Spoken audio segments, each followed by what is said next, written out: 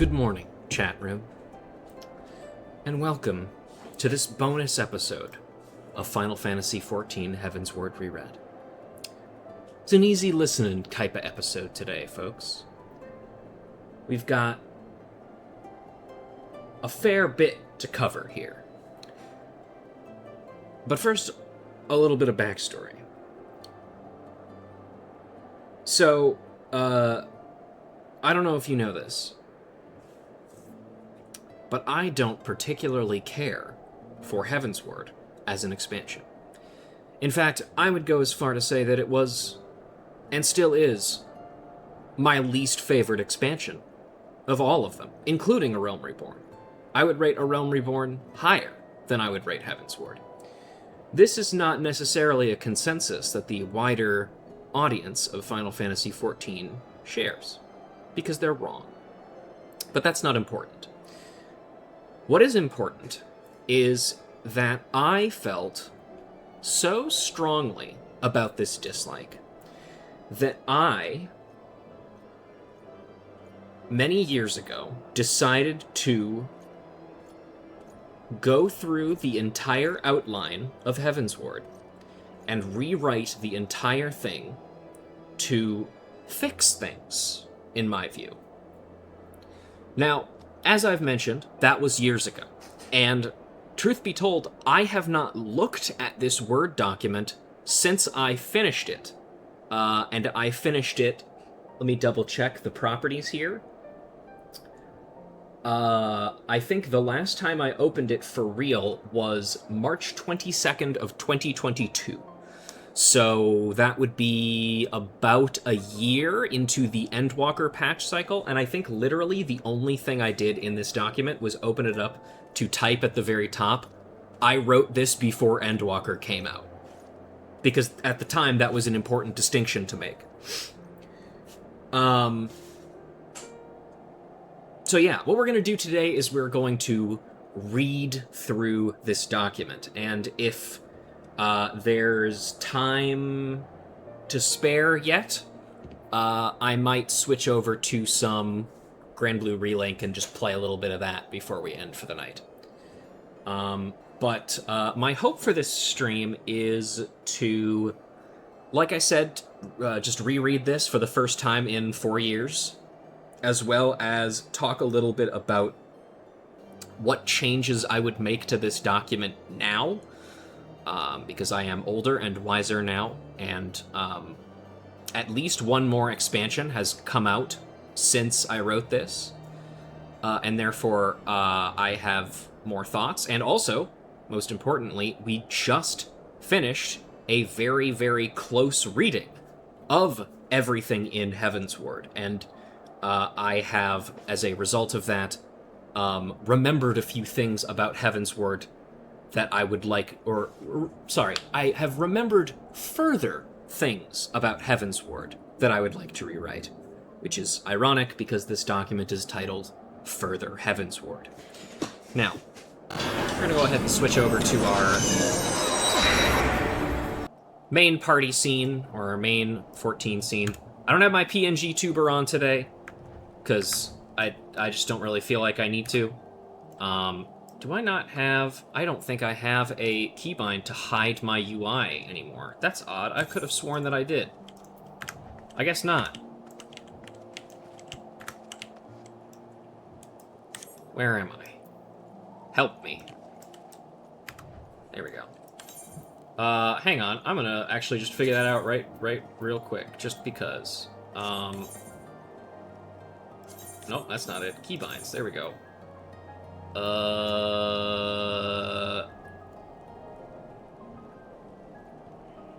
pretty sure I do.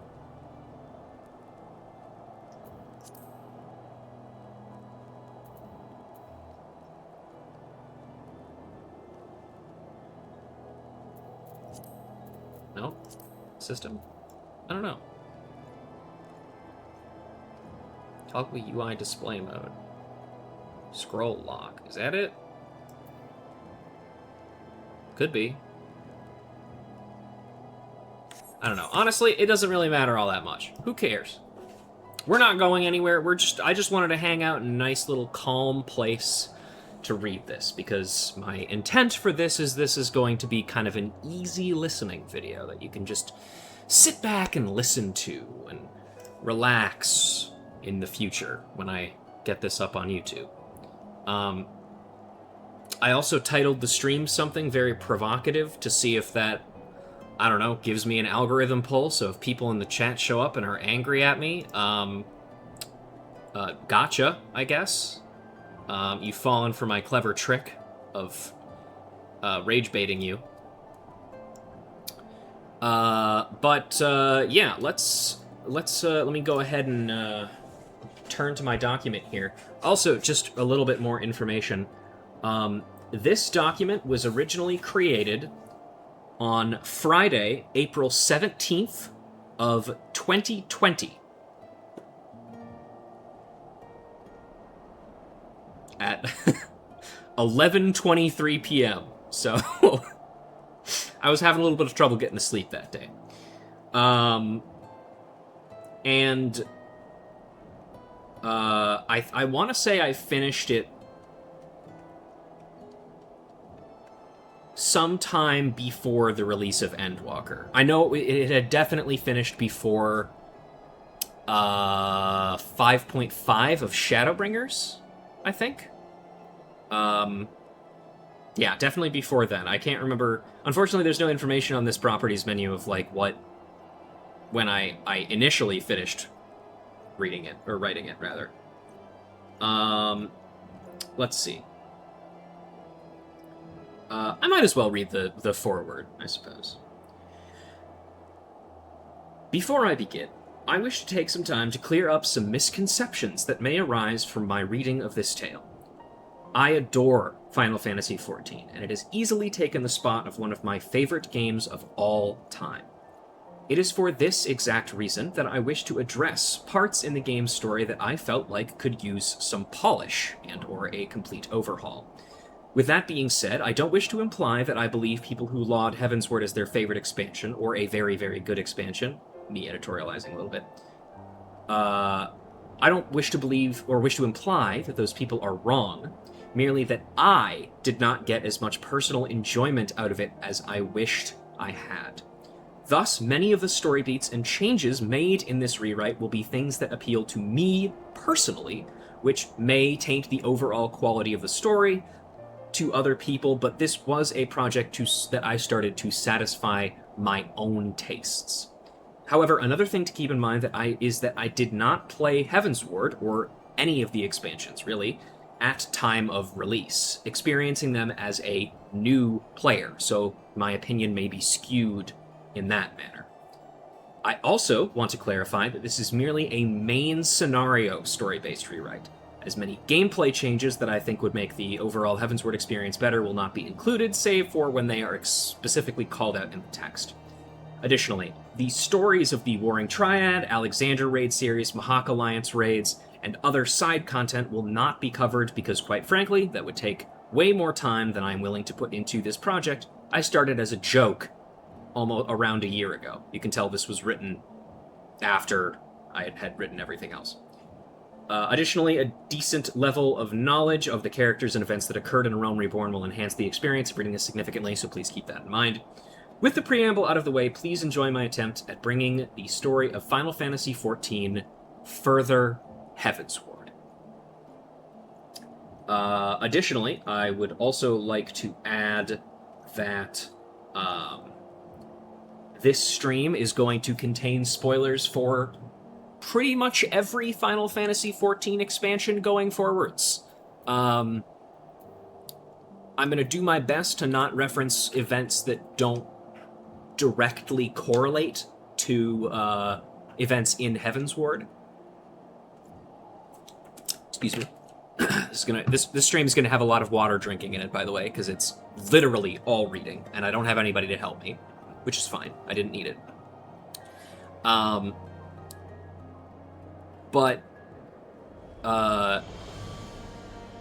it's okay. I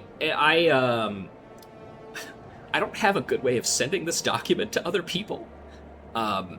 later on in the stream, maybe I might, if there are people available, if people want to hop into a call with me and just, like, listen and ask questions or whatever, we could absolutely do that.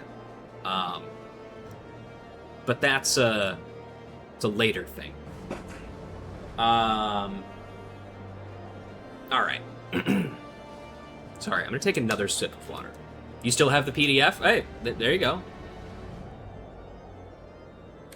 I do remember sending the PDF out to a lot of people. I don't know how many people actually read it, but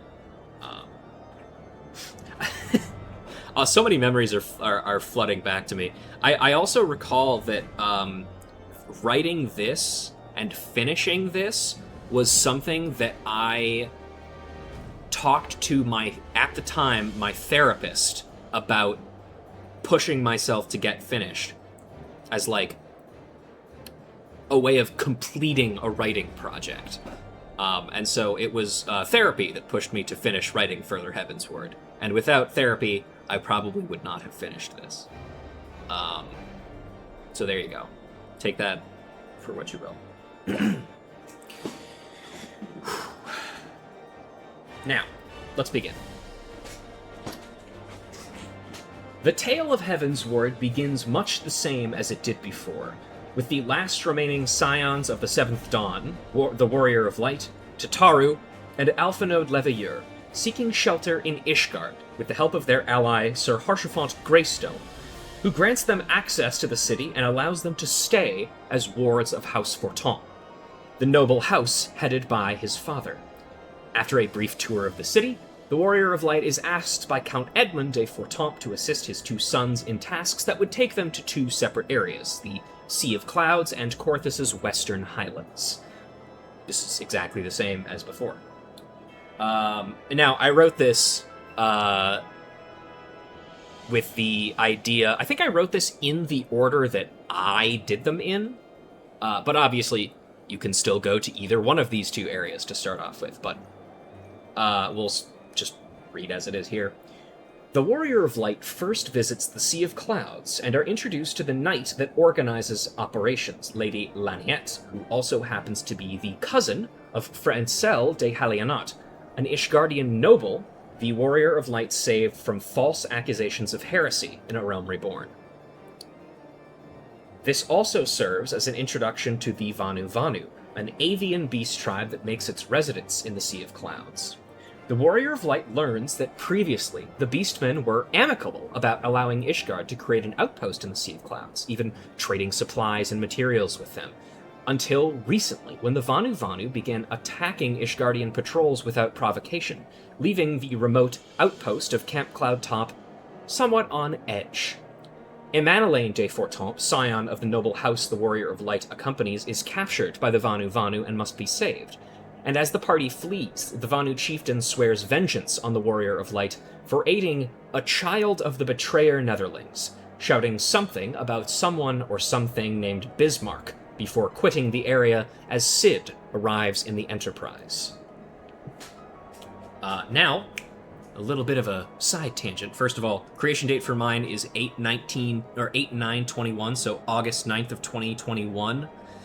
So I would say that's probably around the time that I finished writing it. So it took from April of 2020 to August of 2021 to finish writing. So deep in the pandemic at this point. I was still working at Activision doing QA at that time too. I'm pretty sure that I was also in the process of writing this while I was at work as well.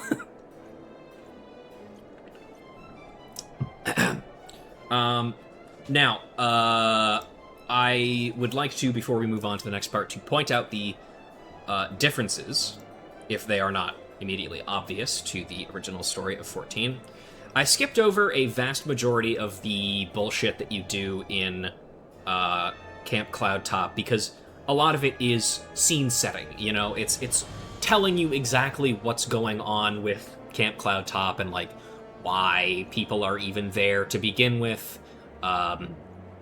and introduces the concept of the Vanu Vanu. The biggest change that you might have noticed is that the primal Bismarck does not appear at all in the beginning of this. You may recall that when we saw that part in the story originally on stream, I talked about how I think that showing Bismarck as early as they did was a massive mistake, because to me, it doesn't make any sense that we would see what is clearly a primal and identify as a primal. Alpha Node identifies it as a primal later on when you talk to him again. It does not make sense that we, as Scions of the Seventh Dawn, would leave Bismarck alone for as long as we do, knowing what we do about primals. And because of that, I decided that I think it would be better if he straight up did not appear, period, until it becomes relevant in the story. And that's really the main thing I needed to point out there. Now, I'm going to take a quick sec, because I have been drinking a lot of water in preparation for this, so I have to piss. So, excuse me for a moment.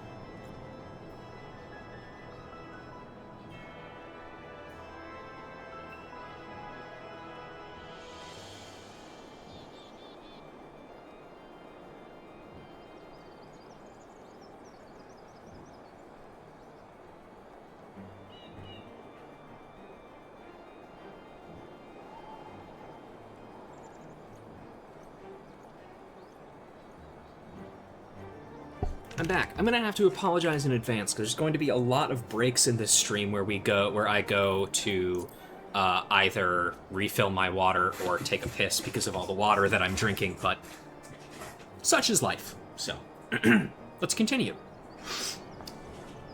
In the Corthus Western Highlands, the Warrior of Light is tasked with exploring the area where a group of heretics make their residence, where the Warrior of Light once again encounters Lady Iceheart, a heretical leadership figure with whom the Warrior of Light clashed when the former attempted to summon the primal of the heretics' patron, Saint Shiva.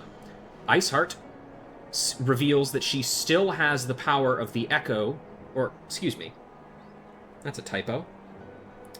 Iceheart reveals that she has the power of the Echo as well, and very clearly tells the Warrior of Light that they are on the wrong side of the conflict, before the sound of approaching Ishgardian knights forces her to escape, taking several of her injured heretic followers with her. Artoirel de Fortemps, the knight that the Warrior of Light accompanied to the Highlands, expresses his thanks in helping root out another heretic stronghold. Before suggesting that they return to Ishgard, a squire arrives with orders on high to search the small cottage for any heretic items to make sure they are disposed of. However, after a thorough search of the house, no such items are found, which is reported to the knights by both the Warrior of Light and Artoirel. Confused, but nonetheless satisfied with their work, the young Fortemps Lord suggests returning to Ishgard for a warm meal. Not much is different there. I don't remember why I point out that no heretical items are found in the cottage where you talk to Iceheart. I don't remember if that comes back in my writing. I guess we're gonna find out together, folks. Shortly after returning to Foundation, the Fortemps mansion is visited by Sir Grinno of the Heavensward, who comes to loudly boast about the arrest of both Tataru and Alphanode under the accusations of heretical activity. Shocked at the allegations, Edmund recommends taking the information to Sir Emmerich, the Lord Commander of the Temple Knights, and another acquaintance of the Warrior of Lights.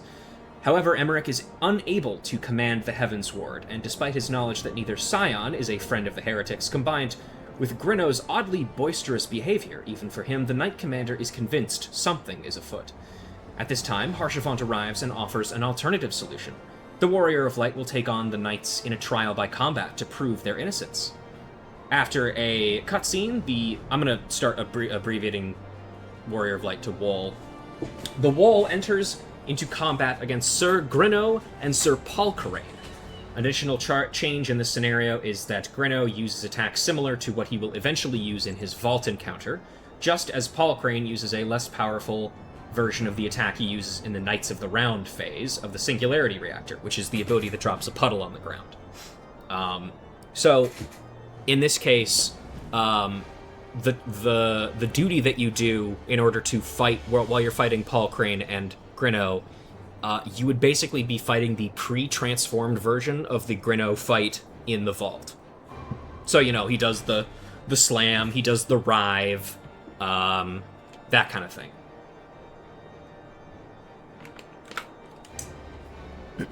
After the fight, Sir Velguin, also of the Heavensward, appears and chastises Grinno and Palcarain for their shameful behavior, both in falsely accusing the wards of House Fortemps, but losing in such a public venue. But also losing in a public venue. He further claims that keeping the people faithful in the strength and wisdom of the Holy See is their utmost priority, which Grinno begrudgingly agrees to. Once again, little sidebar here to talk about what's different. Normally what happens in this is when you return to House Fortemps, a runner arrives and tells you, hey, your friends have been arrested for heresy. I specifically wanted to involve Grinno showing up because it is in character for him, of what we know of him, to be a loud asshole. And, one fact that I can tell you all ahead of time is that every single named member of the Heavensward, the Knights of the Heavensward, are going to be making a appearance in my rewrite. The reason for this is because I would say about 3 to 4 of them are actually close to approaching being real characters. All of the other ones are just names. And we'll talk about this later when it becomes more relevant, but I think 14 places a lot more, what's the word I'm looking for? It places a lot more faith in the idea that each and every one of these knights is like somebody that you remember personally. Which is, again, to me, insane, because, like, I don't even know if all of their names appear in the game at any one time. You know? Like, some of them have voice lines when they do attacks in Singularity Reactor, but not all of them. You talk to 3 of them. No, 2 of them, because one of them is Zephyrim, and the other is Charlibert. Those are the only 2 you directly talk to that are not, like, boss fights, basically.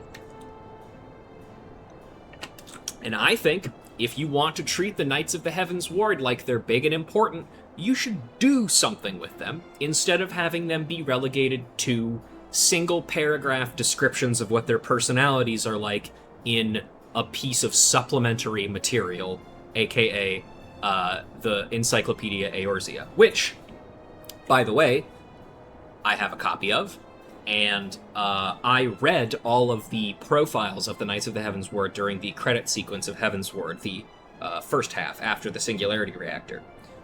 Additionally, I used those profiles as best I could to kind of inform what the characters act like in my rewrite, which we shall see going forwards. GBF Bleach collab reminding me how cool a bunch of dudes in an organization is.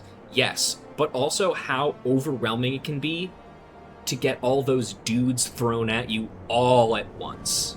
You gotta be steadily introduced to the dudes. Like, hey, this girl, she's got massive tits. This guy, he's short.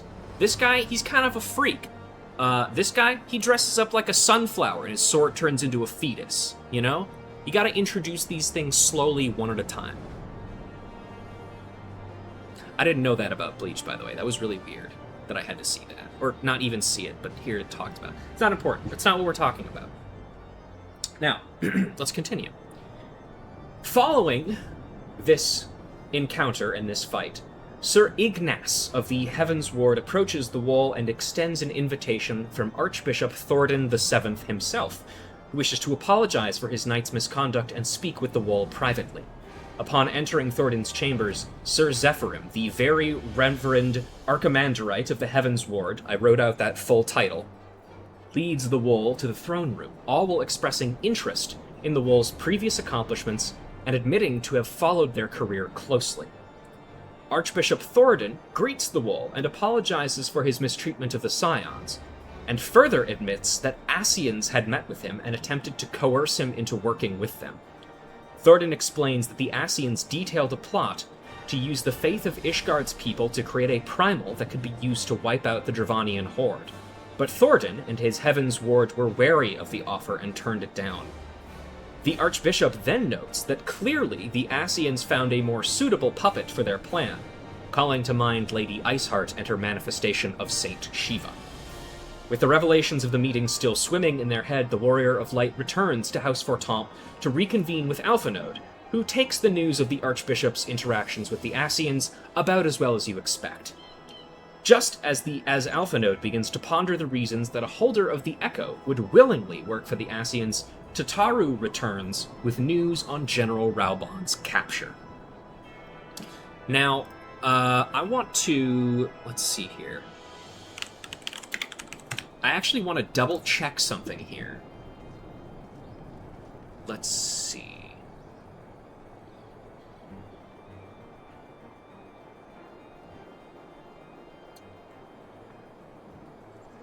Okay, there's not really any information in here. There's two things I want to point out in this. Obviously, first of all, interacting with Sir Ignace and, most importantly, Sir Zephyrim more. Zephyrim is a character that I think it is insane that you do not talk to more, considering that he is the one who kills Haurchefant. I feel like you should have more of an emotional connection with that guy in particular.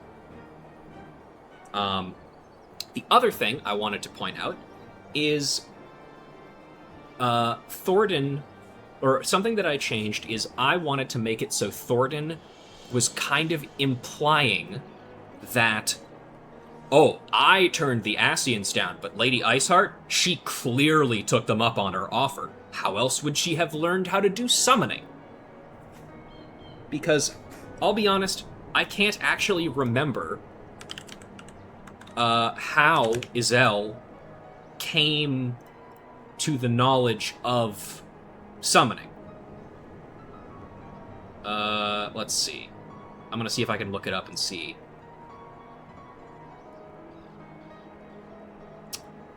No. I do not think that, it is ever actually directly said how Izael comes of her knowledge of summoning. So, my explanation is the one that makes the most sense. Just saying. The other thing I wanted to talk about is, this is something that I thought about just now, and I'm not 100% sure if it's necessarily a change that I would make, but it was something that I was considering when we were going through story recently. I was considering taking the Raubon subplot that we kind of split off from Heavensward, or from main Heavensward stuff to do, and moving that all into the post-game.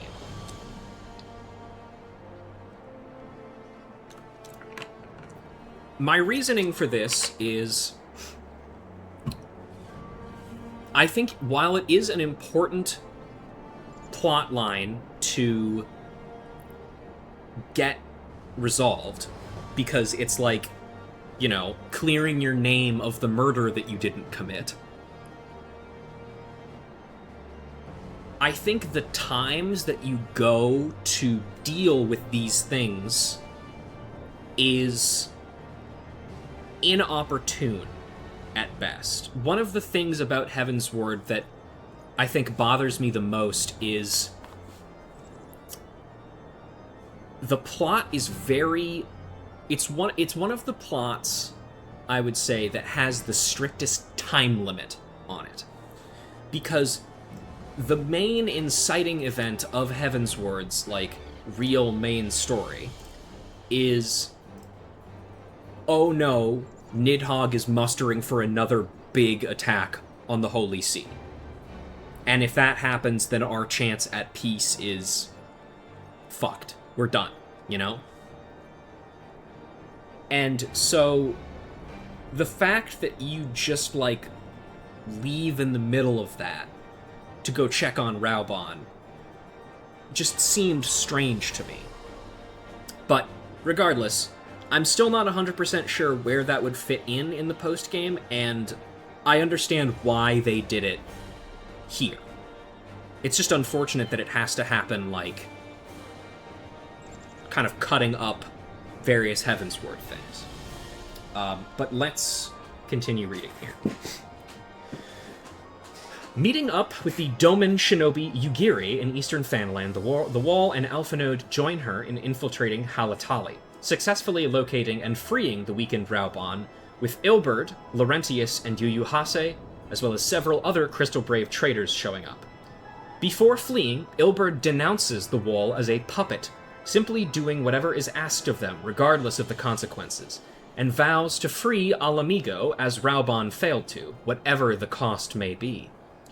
After ensuring the Flame General is after transporting the Flame General safely outside, Dulala of the Ul'dah Syndicate reveals that Sultana Nanamo is still alive, and Tataru brings the news that the Dravanian horde is finally advancing on Ishgard.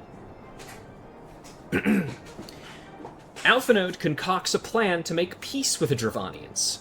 The Azure Dragoon, Estinian, makes himself known and demands to be taken with, noting that the Warrior of Light's presence gives him a greater chance at slaying his hated foe Nidhogg. Alphanode's protests that the mission is that of a peaceful nature are quickly shut down, as the Azure Dragoon icily notes that Ishgard has been at war with the Dravanians for as nearly as long as the nation has existed, meaning peace may not be an option. Alphanode begrudgingly agrees, before being reminded of someone who appears to have made peace with the dragons, Iceheart. Estinian is substantially less ireful of the idea of banding together with a heretic than Alphanode originally thought, though the Dragoon does recommend speaking with Sir Emmerich before setting off. After explaining themselves to the Lord Commander and gaining his approval, the Wall meets with Alphanode and Estinian in Falcon's Nest. Though unsure how exactly to get in contact with Iceheart, Estinian suggests they start at the Convictory, a camp of glory-seeking would-be dragon slayers stationed further out in the Highlands. Upon arrival, the group is initially turned away when they begin asking about the movements of the heretics, before Estinian's presence shocks the Convictors into cooperation. The Azure Dragoon flatly declines to aid the hunters in tracking down greater prey, instead storming off in an attempt to track down Iceheart on his own. Concerned at their party's lack of teamwork, Alphanode suggests a trade with the Convictor leader. If the Convictors gather information on the movements of the heretics, then he and the Wall will aid the hunters in slaying greater prey. With the deal struck, the Wall begins helping various Convictors gather information on a powerful dragon rumored to be in the area. Through these quests, the Wall learns more about Ishgard's class disparity, as members of the Convictors range from commoners who need money to low-ranking nobles whose bloodlines are either too diluted or are too far down the chain of inheritance to earn any of their family's wealth.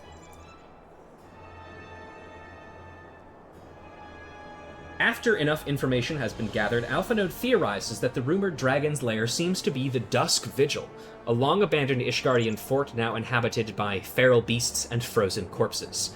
The wall gathers their party and begins the raid on the Dusk Vigil. At the end of the ruined fortress, the powerful dragon is revealed to be a griffin making its roost in the innermost part of the keep.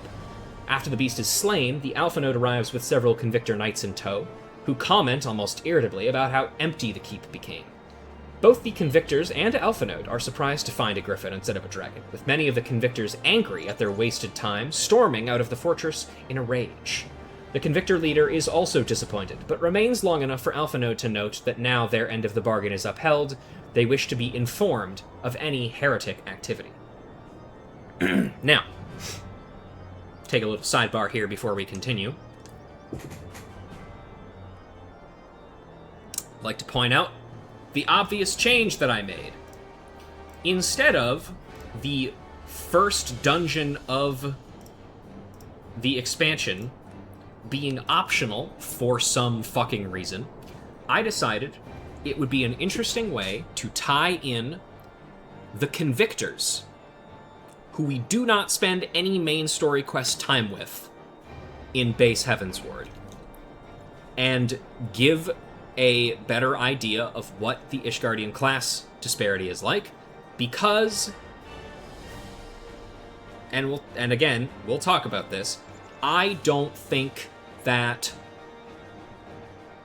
enough, it sounds crazy to say this, but I don't think there's actually enough spotlight put on it in very specific ways. Like, you see it with people in The Broom, and people, like, and the differences between they and how the nobles live.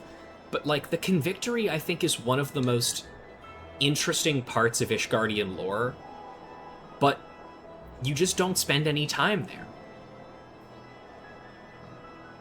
And I figured that was a good enough way to tie in Dusk Vigil to make it mandatory. Now, let's continue. However, upon returning to the Convictory, none of the knights are interested in helping, now that the chance of slaying a powerful dragon has escaped them, instead preferring to focus once again on any draconic prey in the area. Alphanode is beside himself, furious at the glory-seeking knights' lack of assistance, punctuated by the return of Estinian, who succeeded in his information-gathering mission. He tells of a smoke signal that prospective heretics are meant to light in order to be initiated, with the job interview being performed by Iceheart herself.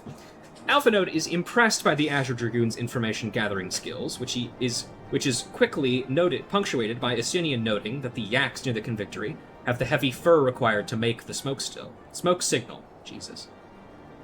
While the Waller leaves to hunt the yaks, Alphanode and Estinian leave to gather firewood, and the party reconvene at the designated area. After some snide remarks about Alphanode's difficulty in gathering firewood, the fire is swiftly lit, the furs are burned. Within minutes, Lady Iceheart herself arrives, wary of the faces she finds, but not disinclined to speak. Alphanode details their plan to parley with Nidhogg, which even Iceheart claims is impossible. The Great Worm is so lost in his lust for vengeance that he will not hear the party's wishes, but another great dragon, Hraesvelgr, might. With their new course set, Iceheart announces her intentions to join the party, explaining that her goal was always to end the conflict between man and dragon, and finally offers her true name, Izael. With this advancement, one of the Warrior of Light's crystals of light that were previously locked by the Elder Dragon Midgard-Sormr is unlocked. This is another thing that I kind of wish I could have figured out something more interesting to do with, but the problem is the crystals of light are not, like, important enough to have, like, story relevance. Like, they don't do anything. And I would say that Midgard-Sormr locking them is probably something that most people forgot happened, because it just doesn't mean anything. And I just wish I could have done more with that.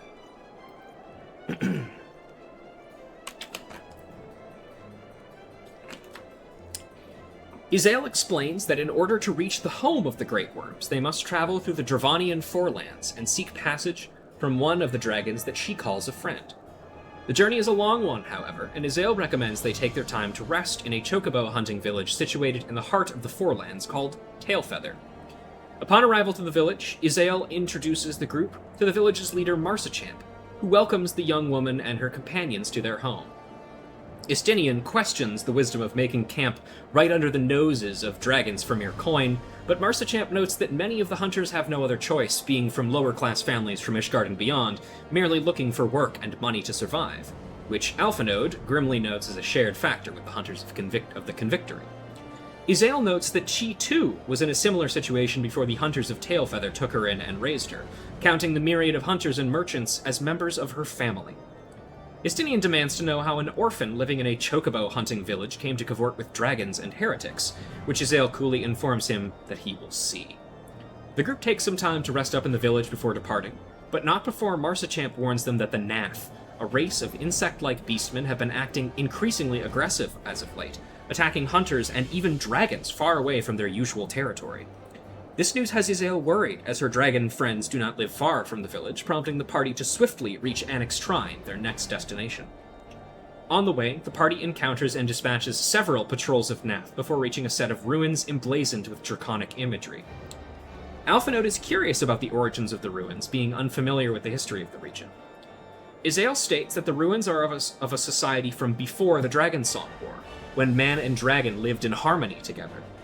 Istinian refuses to believe this, stating that Ishgardians are taught that the ruins represent heretical monuments meant to show their fanatical devotion to their masters. Izael is infuriated, stating that she had seen for herself the times of peace using the Echo, which is what inspired her to try and make peace with the dragons. Once again, Istinian does not believe her, claiming that her story is too convenient and insisting that dragons are nothing but cold and murderous monsters. Alphanode is frustrated with the argument, noting that they now have another person with the Echo in order to confirm Izael's claims, which the arguing pair begrudgingly accept before continuing onwards.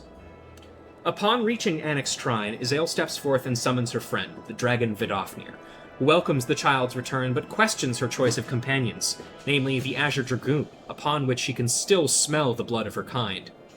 Istinian makes a few biting comments, but holds himself back while Izael asks her friend for passage into the churning mists. Despite their friendship and objective, Vidofnir is conflicted about allowing them passage due to the increased fervor and aggressive expansion of the nearby Nath colony, and recent loss of an elderly dragon. Alphanode, ever the diplomat, introduces himself to the dragon and suggests that the party be allowed passage in exchange for curbing the Nath aggression. Istinian is reluctant, wanting to focus solely on their objectives, but Izael concurs with Alphanode's suggestion, stating that she is confident that she and the wall can stand up to whatever the Vath... That's wrong. Whatever the Nath can throw at them. Vidofnir is skeptical, but agrees to the deal and expresses genuine concern for Izael's well-being before leaving. Alphanode recommends the party return to Tailfeather to gather information on the colony's actions. As they leave, Istinian lags behind, the words of caring and concern from Vidofnir echoing his mind. Let's see. Main change in there is mentioning that an elderly dragon was recently killed around the time that the Nath started becoming more aggressive.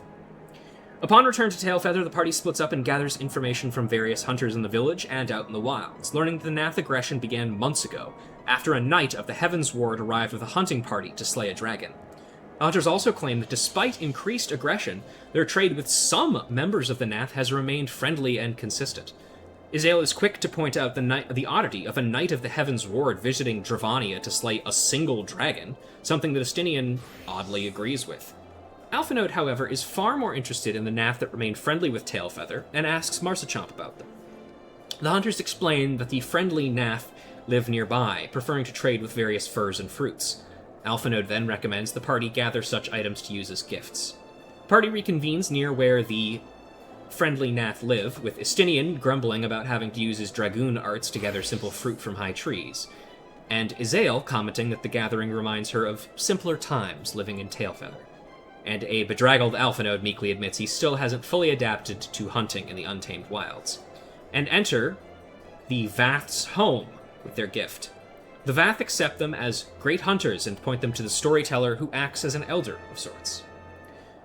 Main change to mention there is that a knight of the Heavensward came by Dravania recently and with a hunting party and slew a dragon. Related to the fact that an elderly dragon in around Annex Shrine was recently slain. I just broke my water bottle. I broke the little cap off. Wow, that's sad. This water bottle's been with me for like 1 trillion years. Unrelated, I also broke another ice cream scoop yesterday, so... Luckily it still works, so it's fine. Don't worry about it, folks. The storyteller happily accepts the gifts and introduces his group as Vath, or the Non-Mind, a number of Nath whose connections to the hive mind that commands all the Nath, also known as the One Mind, has been severed. Nath are traditionally frailer than many other creatures in the Forelands, relying on tools and special chemicals to protect themselves from any dangers, most notably dragons. Izael demands to know why the Nath have been so aggressive of late, striking out of their territory and attacking both dragons and hunters from Tailfeather. The storyteller explains that months ago, a dragon fell into the Nath's hive, crushing the previous One Mind leader, sending the hive into a panicked frenzy. The new One Mind has decreed that the Nath must take new lands and expand further into the Forelands in order to protect themselves from any further future attacks, even going as far to invoke the Nath's god, Ravana. Alphinaud is shocked to hear that the Nath have summoned a primal, while Izael is outraged that the Nath claim a dragon attacked them, noting that all the dragons that live in Annex Shrine are not aggressive and would not attack anyone without cause. Istinian smugly comments that, as he suspected, no dragon is above their murderous tendencies and belief that they are above all other beings. The storyteller, however, refutes the Azure Dragoon's claims, stating that before the Nath's campaign of expansion, the dragons of Annex Shrine had traded and interacted amicably with them in the past, making the whole party all the more confused as to what caused this aggression. As Scions of the Seventh Dawn, Alphinaud notes that they have a responsibility to remove the primal Ravana as a threat to Eorzea. Izael notes it would be unwise to hurl the Warrior of Light against a primal of which they have no knowledge, guessing about the information the Scions gathered about Saint Shiva before confronting Izael herself. The information that Izael has on the operations of the Scions surprises Alphinaud, as well as her willingness to help them in their primal slaying endeavors, given the past summoning of a primal herself. Izael belays the boy's concerns by noting that, given the nature of the threat primals pose, it would be foolish not to prepare.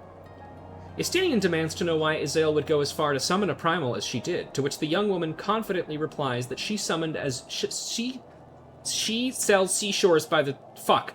She summoned Shiva to act as a beacon to her brothers and sisters fighting against Ishgard, and to act as a beacon of hope towards her dreams of ending the Dragonsong War, unlike the reasons of the Nath, whose reasons are solely based in conquest.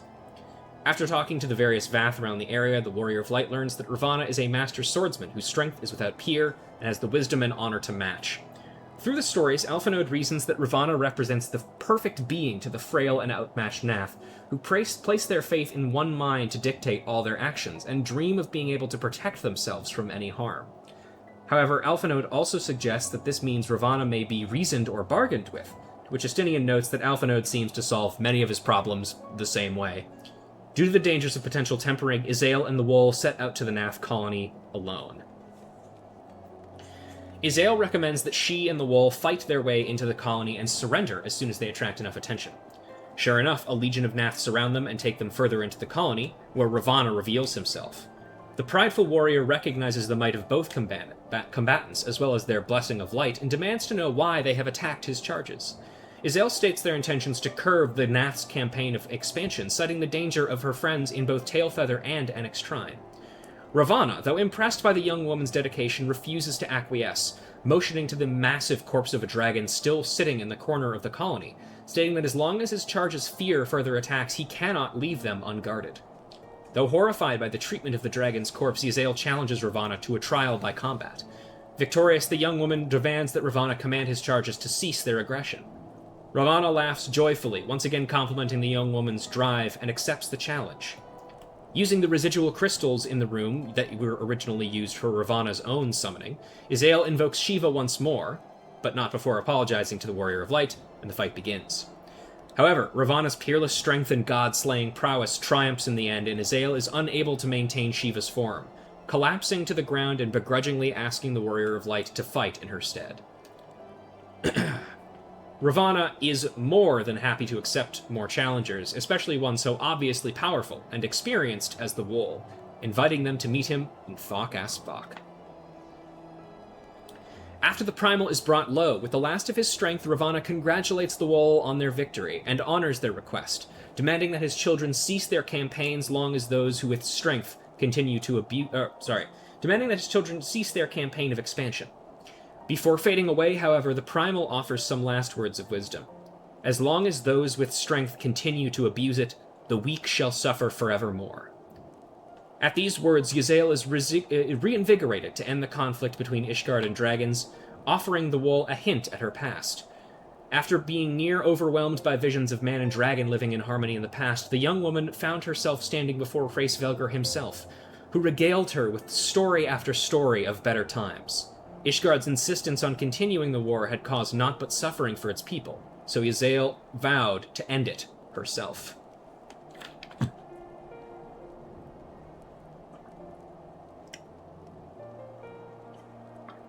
Before leaving the colony, the Wool and Yazael visit the corpse of the fallen dragon, who Yazael remembers as a kindly old dragon living in Anix Shrine.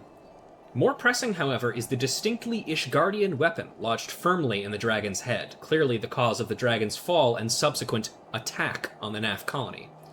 Yazael removes the weapon and gives it to the Wool, asking them to take it back to Alphanode and Estinian, while she remains behind and offers a silent prayer for the departed dragon. Upon returning to the Vath camp, the Wool explains what happened in the colony and shows Alphanode the weapon.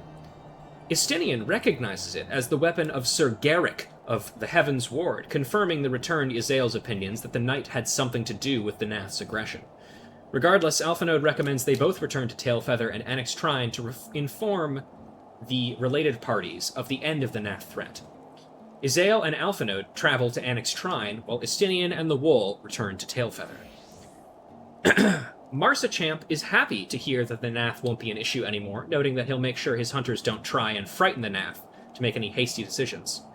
Before leaving, Marsachamp pulls Estinian aside, stating that he has a request. Unaware of the hostility between them, the older hunter asks Estinian to watch out and care for Yazael, stating her tendency to try to take everything onto her shoulders and do too much. Before Estinian can answer, a commotion can be heard from outside, prompting the Azure Dragoon and the Wool to investigate. Outside, they find Sir Garrick himself engaged in some drunken banter with hunters around the village, challenging them to arm wrestling contests and generally making a nuisance of himself, much to the chagrin of the accompanying Sir Jean-Loup. The knight notices Estinian and the Wool, the former of whom noticeably stiffens as the two approach. Estinian does, that is. Sir Garrick drunkenly asks what a renowned Azure Dragoon such as Estinian is doing in a backwater like Tailfeather, which Estinian brusquely deflects by asking the same of Sir Garrick. Sir Jean-Loup interrupts, introducing himself to the Wool and explaining that Sir Garrick dropped one of his weapons in the area, which they had been tasked with retrieving. Hoping to send the two knights on their way, Estinian quickly hands the weapon gathered from the Nath colony to its owner, who is nearly shocked from his drunken haze by the gift. Before the pair can inquire further, Estinian recommends the Wool follow him, and together they leave the village. Alright, it's time for another piss break, but when I come back, that's right folks, we're going to discuss what changed.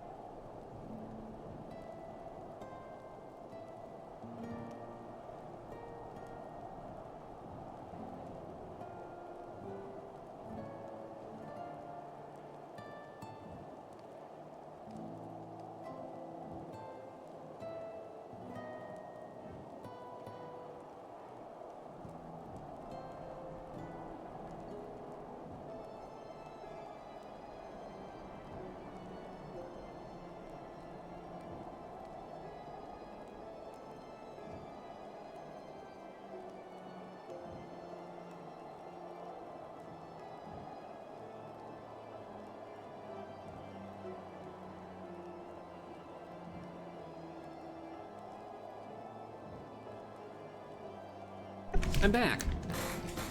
Alright, so obviously the biggest change in that section there is the appearance of Sir Garrick and Sir Jean-Loup. Now, once again, my goal with this is introduce the Knights of the Heavensward, make them real characters, and additionally, tie in events that are happening in Dravania to the main plot of Heavensward. Because the Nath just suddenly becoming aggressive because they managed to kill a dragon is like, okay, sure, it's there, but it would be easy. It could be very easily tied into what's actually happening in Heavensward. Additionally, there's a lot of little sprinkled things here and there of trying to make the relationship between Estinian and Izael develop more in a more interesting way. Because ultimately, I do not think those two characters...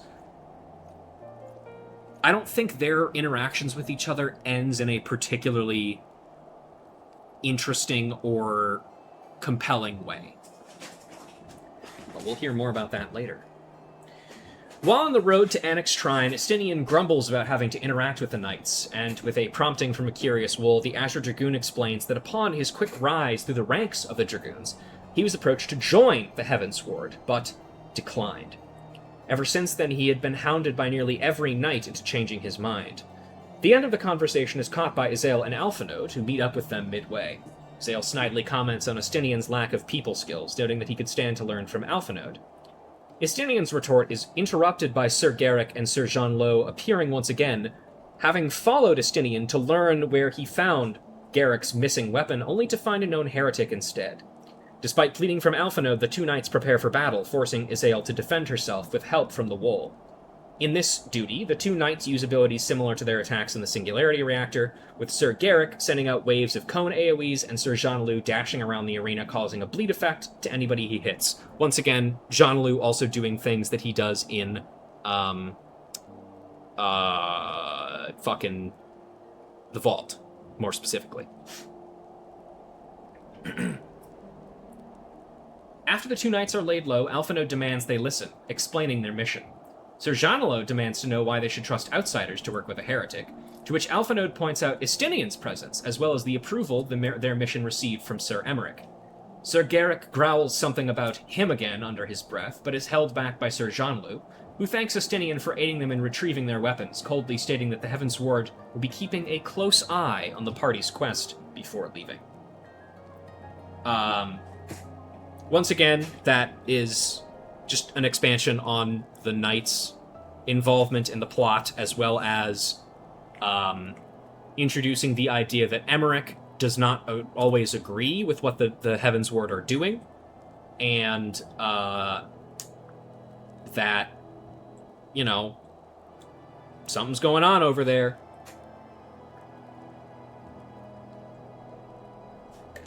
With the conflict mostly avoided, Izael and Alphanode explain that now that the Gnath aggression has been stopped, Vidofnir has agreed to allow them passage into the Churning Mists.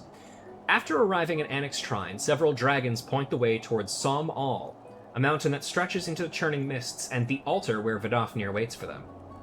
At the altar... Oh, I lost my place. At the altar, the dragon explains that while the path ahead is now open, many dangers await on the mountain, including Nidhogg's mate, who has been thrown into a frenzy as of late, unable to be reasoned with by even her fellow dragons. Estinian does not balk at the task of slaying the dragon, seeming to relish in the opportunity to deal a personal blow to Nidhogg. While Izael is outraged at the dragoon's callousness, Vidofnir regards him almost sadly, refusing to forgive the slaughter of her people, but sincerely hoping that Estinian does not wallow in his lust for vengeance forever, knowing all too well the dangers of such endless hate. Vidofnir departs, and the party prepares to climb Som Al. Also, we're gonna bring this up later on because it is important to my characterization of Izael specifically. But I wrote this before duty support was the thing, obviously, and before duty support was added for Heavensward. And when that was talked about, I was like, oh, they're going to do something boring, and they're going to make Izael a thaumaturge, because she's a spellcaster or whatever. But I said, I think it would be far more interesting if she was a bard, if she was an archer, because she grew up in Tailfeather, so she would have been a hunter. And lo and behold, they made her a fucking thaumaturge. They may have also, hang on.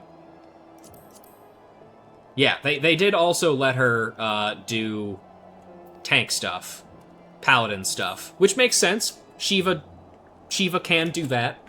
It's one of the things that Shiva does, which makes sense. But again, Shiva also uses a bow, you know? But we'll talk more about Izael later. At the conclusion of the dungeon, the party faces off against Teoman. I don't know if I'm saying that right. Nidhogg's mate, who is just as frenzied as described. Upon seeing the Warrior of Light, she howls, You did this to him! It's all your fault! And attacks. After bringing the frenzied worm down, Estinian, Alphanode, and Izael arrive. While Izael is saddened by the senseless slaying of another dragon, Estinian approaches the fallen form of Teoman. Something in the fallen dragon twitches. Teoman opens her eyes once more, staring not at Estinian, but the eye of Nidhogg he carries on him. Mistaking Estinian for Nidhogg himself, the weeping dragon begs for forgiveness for allowing her love to come to such harm. Before a confused Alphanode can ask what she means, Estinian heartlessly drives his lance into the dragon's head, killing her for good. Outraged, Izael nearly attacks Estinian herself before Alphanode steps forward, not to break up the fight, but to harshly reprimand the dragoon for his behavior, demanding to know why he felt the need to kill a defenseless creature on its deathbed. Taken aback by the boy's forwardness, Estinian struggles to find an answer, having acted upon sheer instinct upon hearing Nidhogg's name. Izael fires back, acting if a simple name is enough to send a grown man into a murderous haze, comparing him to the very dragons he describes as murderous beasts. Estinian, suddenly enraged, demands Izael tell him what great suffering Nidhogg has faced that compares to the horror he has committed not against Estinian himself, but all peoples of Ishgard. Izael admits that she does not know, but offers that an answer may come when they meet Hraesvelgr.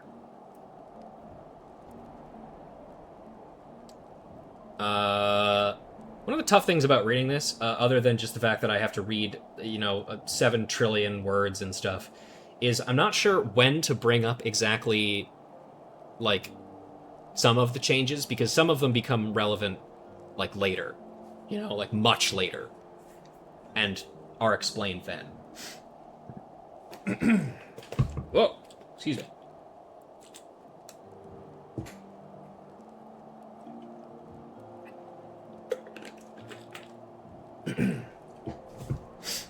After an awkwardly silent climb up into the churning mists, the Warrior of Light notices a Moogle hiding nearby, prompting the party to begin searching for them.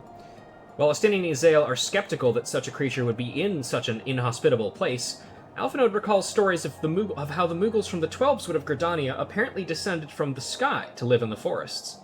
The boy then decides to petition Khan Senna, leader of the Order of the Twin Adders, to aid them, before in obtaining the aid of the Moogles, of the Churning Mists. Izael offers to stay behind and search for any signs of Hraesvelgr, while Estinian also stays behind to monitor the energy from the Eye of Nidhogg. After successfully obtaining the Gridanian leader's aid, Alphanode and the Wool return with Connie in tow, along with several Twin Adder soldiers and a Twelbswood Moogle. With the presence of another Moogle, along with coaxing from Khan Senna, the Moogles of the Churning Mists revealed themselves and officially welcomed the party to Mogholm. The chieftain of the Moogles, Chief Moglin, states that he requires time to decide if the party is trustworthy enough to visit Hraesvelgr, with whom the Moogles have a pact. For this reason, Moglin gives out 3 tasks for all present, claiming that these will be used to decide whether the party is worthy. After completing the very important and not at all mundane tasks set out for them, Moglin asks the Wool to gather the other outsiders to hear his decision. Alphanode is slowly getting used to having to do such menial tasks, confidently stating that he feels he did an excellent job. Izael, while rather unbothered by the tasks themselves, is taken aback by how strange the Moogles look, comparing them to flying rats. Khan Senna is happy to take some time to get her hands dirty for once, though her attendants are less than impressed. Finally, Estinian appears to be wrestling between anger at having to use his dragoon arts to perform menial labor, and his odd infatuation with how fluffy the Moogles are, which he quickly refuses to admit saying. sidebarring in the middle of this paragraph here, I switched around the way that Istinian and Izael felt about the Mughals because I think Istinian needs more Gap Moe. And nobody can deny that.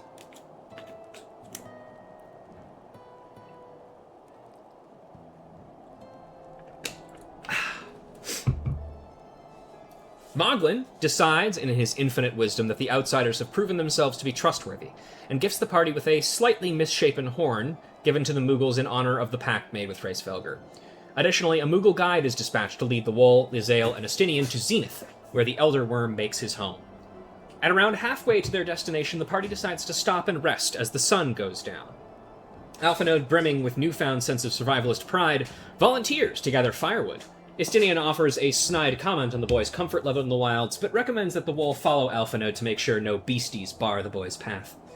After the firewood is gathered and the camp pitched, Izael cooks a simple stew, a skill honed by her time living in the wilds of the Dravanian Forlands, and joins Istinian in the first watch. As the Mughal guide, the Warrior of Light, and Alphinaud sleep, the Azure Dragoon and Lady Iceheart share their first non-antagonistic conversation. His curiosity getting the better of him, Istinian asks if Izael truly believes that Hraesvelgr will aid them. Izael admits that she does not know, but she has put all her trust and faith into the ideals of Saint Shiva, and her image is what drives Izael to continue to strive towards the future she envisions. Despite his seething hatred for Nidhogg, Istinian admits that he envies Izael's convictions, only ever being focused on his crusade against the Great Worm and his minions, never casting his gaze any further. The idea that the war may be over before his quest for vengeance is not one that he has ever considered, and Istinian is unsure what he thinks of it. Izael notes that the Ishgardian tendency to hold grudges is something they share with the Dravanians, something that both sides will hopefully work past. The following morning, the party finishes their journey to Zenith. After sounding the misshapen horn given to them by the Mughals, the party finds themselves face-to-face with Hraesvelgr. Unsurprisingly, the Great Worm is not exactly pleased to see those who wage war against his kin, despite the respectful, reverent attitude displayed by Izael and Alphinaud. Hraesvelgr's fury is even more concentrated at Istinian, who holds one of Nidhogg's eyes. The Elder Worm notes the only reason he has not scoured the Azure Dragoon off the face of Eorzea is because he is in a presence reminiscent of his beloved Shiva. Izael takes this moment to explain that she is the source of the feeling, proclaiming that she is the spirit of Saint Shiva resurrected, and is determined to help cease the conflict between man and dragon. Hraesvelgr reveals that all Izael has done is summoned a mere shadow of the saint, born from her own desires, an existence that is very different than the one that Hraesvelgr knows so well. Shattered by this revelation, Izael falls silent as Alphinaud prompts the Azure Worm to explain the root of the Dragon Song War, with hopes that the conflict can be solved by understanding its roots. Hraesvelgr agrees, if only to put to rest the notion of peace.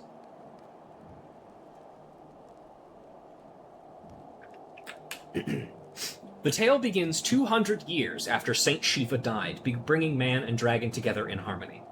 King Thordan I and his knights, for reasons unknown, slew Ratatoskr, Hraesvelgr and Nidhogg's sister, and tore out her eyes. After devouring them and gaining the slain dragon's power, King Thordan and his knights were set upon by an enraged Nidhogg, who easily slaughtered the Mad King and began his crusade against man. The power of Ratatoskr's eyes, and thus dragon blood, flows through the veins of Ishgard even now, explaining how drinking more of the substance transforms Ishgardians into half-dragon beasts, but has little effect on others. Hraesvelgr explains that Nidhogg's rage drove him to vow to reclaim every drop of stolen blood from mankind, refusing to believe that his brother would ever agree to peace. Still reeling at the revelation of the Saint Shiva within her being false, Izael is devastated by this story, feeling a deep and crippling despair for the first time in her life.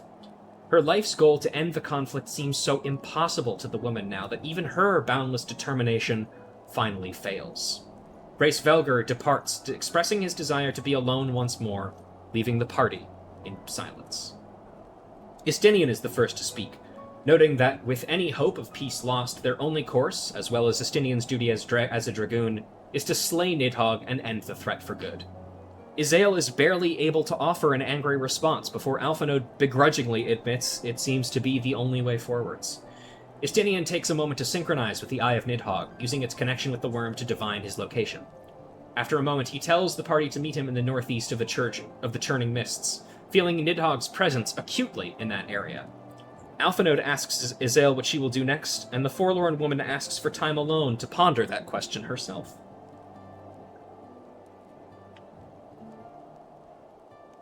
Let's see.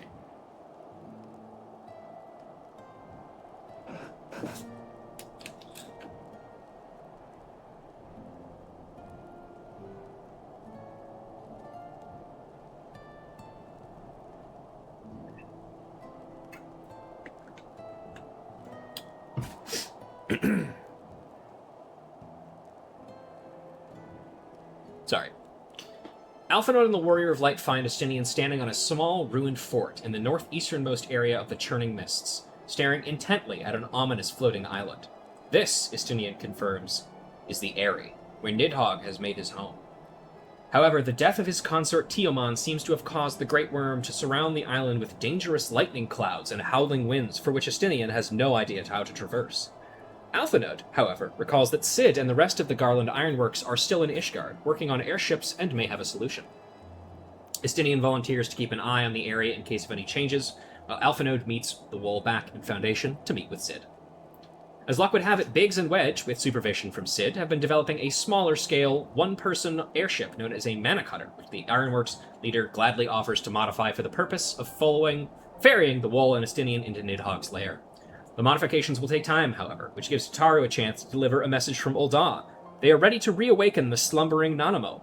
Quickly racing to Ralban's side, the Wall and Alphanode are present as the duo tearfully embrace as the Sultana awakens unharmed. The reunion is interrupted by Lord Lolorito, who, despite his part in Nanamo's false death and the betrayal of the Crystal Braves, is largely unbothered by the animosity directed at him by those in attendance. Lolorito brings tidings that the Garlean War of Succession has ended, leaving Varys Ye Galvis as the Emperor of Garlemald, who has wasted no time in dispatching a massive warship to assault Eorzea, its size rivaling that of Garlean occupying forces during the Calamity. Alphanode laments that this moment is exactly what he had hoped to avoid with the formation of the Crystal Braves, but understands that the defense of Eorzea is not something one person can accomplish alone, reaffirming his commitment to changing the world as a scion, rather than a glory-seeking political leader.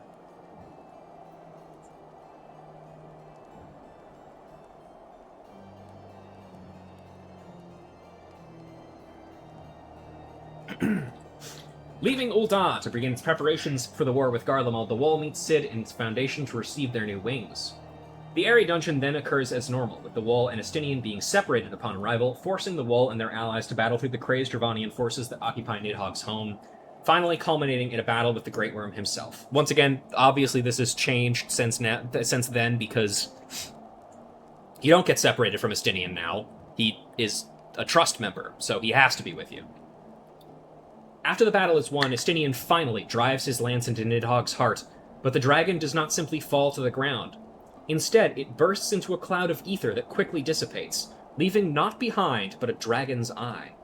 While Estinian is bewildered by the sight, the Wall quickly recognizes the reality of what happened. The Nidhogg that was just slain was a primal. Enraged, the Azure Dragoon attempts to use his connection to track down where the real Nidhogg is, but being too tired from the battle to accurately focus. Instead, Estinian grabs the unfamiliar dragon eye and requests that the Wall meet him back at Zenith, stating that it is time for some answers. Big change in this one.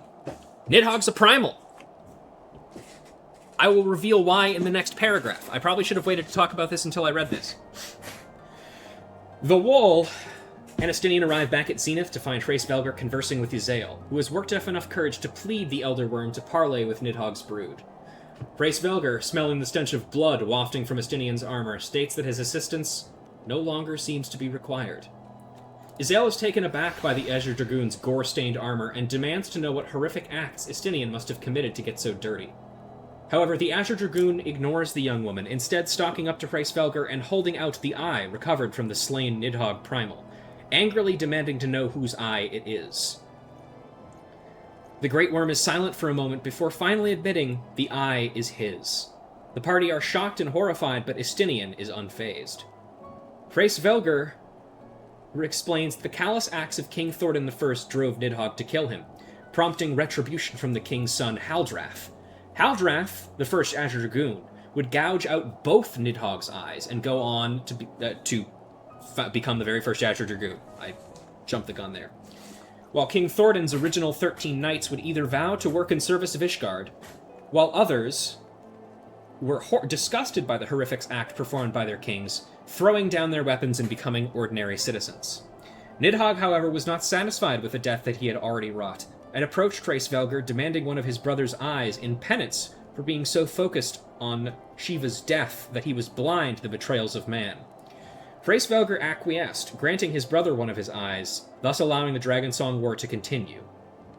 In a burst of fury, Izael demands to know why the Elder Worm would ever allow such a thing, after his beloved worked so hard to ensure peace between man and dragon. Hraesvelgr angrily rebukes the young woman for daring to doubt his commitment to his beloved. Hraesvelgr guessed that Estinian guesses that Hraesvelgr agreed to give his brother an eye despite Shiva's sacrifice because, despite all his trust in his beloved, the Elder Worm had little hope for the possible coexistence between the two races. His patience finally eroded, Hraesvelgr angrily takes flight, cursing Estinian and his kind for what they had done to his family, stating that his brother died a long time ago. Actually, I'm going to wait to talk about that.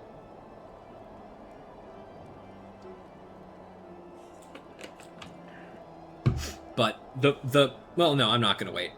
The point that I'm trying to drive here is something's weird about Nidhogg. The Nidhogg that you just killed was a primal, so where's the real Nidhogg? We don't know.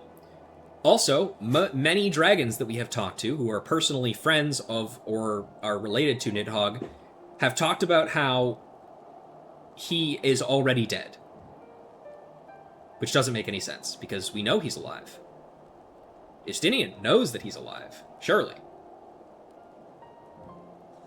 Other than that, most everything else is pretty much unchanged, I think. After the Elder Worm departs, Izael finally breaks down into tears, collapsing to the ground as all she believed in is torn down around her. Alphinaud, though not as distraught as Izael, is at a loss as to how to proceed.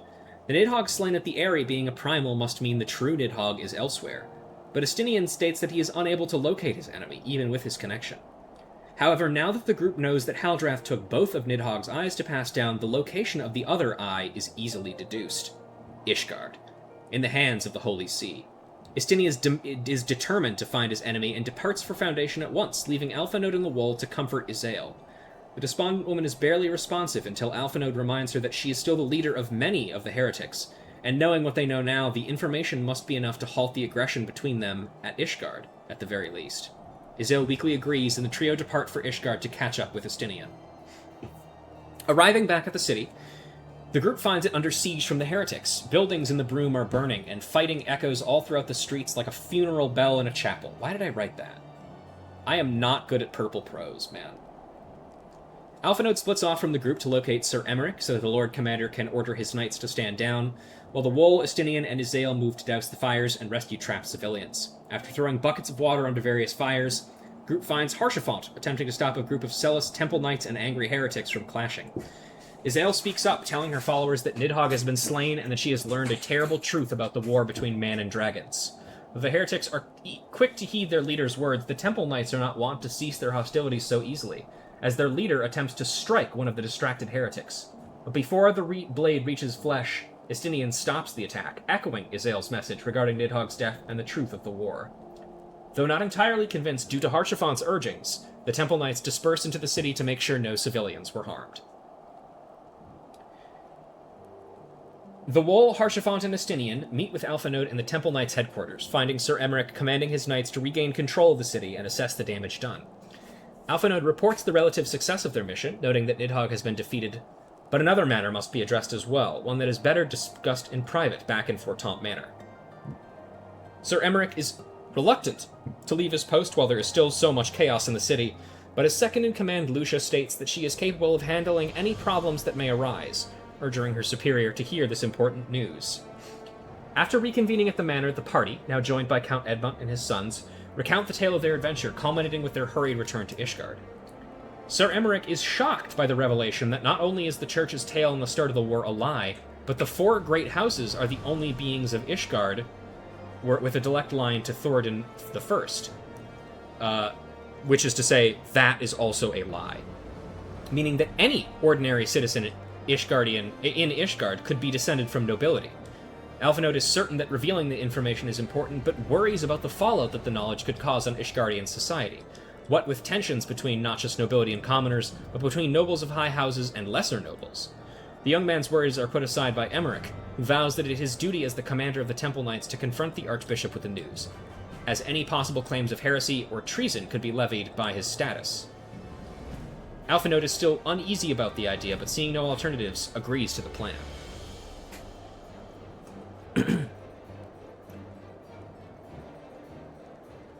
Oh man, I have not had my throat be this parched in a while. And we are not even halfway through this document. Oh good.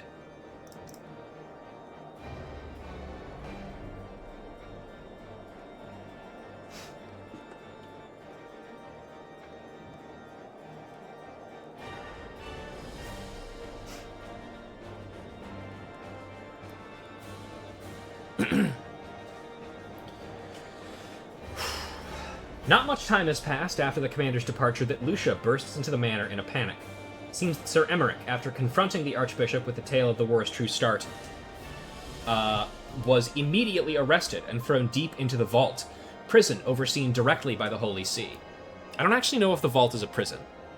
I should do audiobooks. It's funny, people have said I have a nice voice, which I've always been surprised by, because, I don't know, I never thought of it as nice, but if I did do audiobooks, I should probably pace myself in reading these things. But thank you, regardless. Haurchefant, along with the Warrior of Light, pledged to rescue him and bring the truth to light, but Lucia claims that not even a full squadron of the Temple Knights' best could pierce the vault's defenses alone. The party is at a loss for their next step, but before Tataru remembers a bit of gossip she had heard in the Forgotten Knight Tavern, concerning a band of revolutionaries operating out of the Broom who may be persuaded to aid them.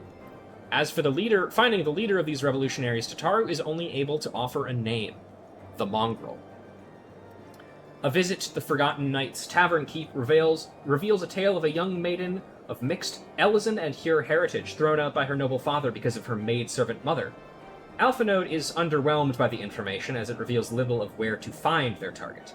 As if on cue, the Wool and Alphinaud hear Tataru's cry from deeper into the Broom. Also, just wanted to point out I used the wrong version of here in this. I used H-E-R-E instead of H-E-A-R. Nice job, dipshit. Come on, man. You can do better than that. Me.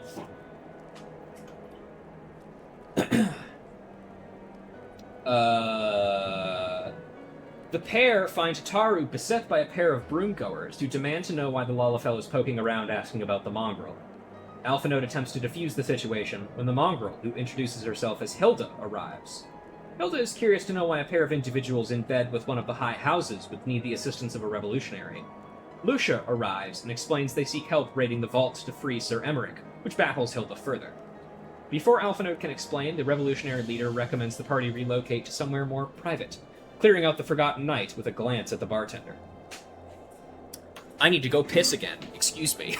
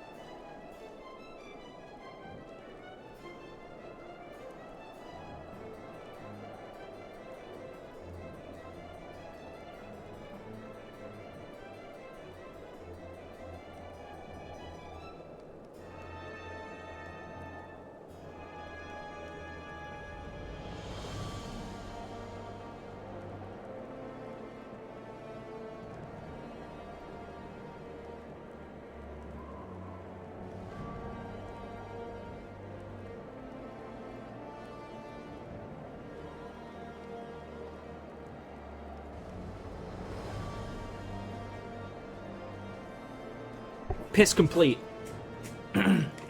However, before we continue, I want to talk about something that I wrote down early on. So, one thing that I think is a absolutely ridiculous thing that Heavensward does not capitalize on is 3 of its central characters are all bastards. Which is to say, Haurchefant, Hilda, and Emmerich are all bastards, and this is never brought up once that they all share this connection. I think a lot more focus should have been placed on the fact that these 3 have the same background, but very, very different circumstances. Hilda, because she is, Hilda was thrown out of her home and cast into the broom and had to become a revolutionary. Haurchefant had to abandon his father's name and basically work his way up from the bottom of House Fortemps to earn his commander position, which, by the way, I think we should... I think is not enough, focus is placed on the fact that he did that. And same thing with Emmerich.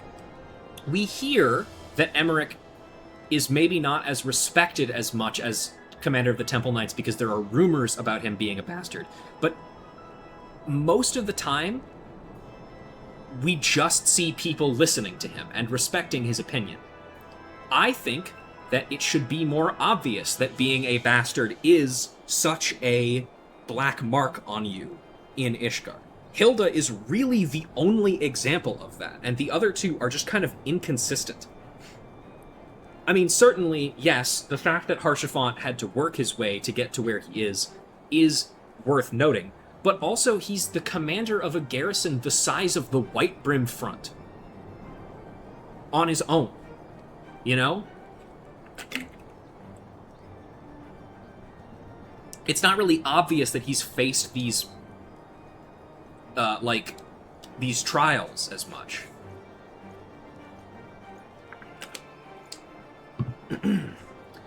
Hilda is as shocked as every other person to hear the tales of the start of the Dragonsong War were a lie, though the news of Ishgardian social structure being a lie comes as no surprise.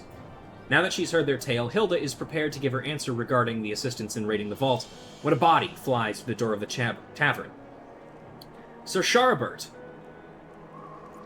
begrudgingly accompanied by Sir Halmeric, strides into the tavern, declaring all those present heretics, and therefore enemies of the Holy See. Halmeric, though not as brazen as companion, noting that conspiring with Hilda and her revolutionaries will only result in infighting in Ishgard, which cannot be allowed. Not one to listen to their zealous ravings, Hilda fires her guns at the knights, who quickly retreat out of the tavern.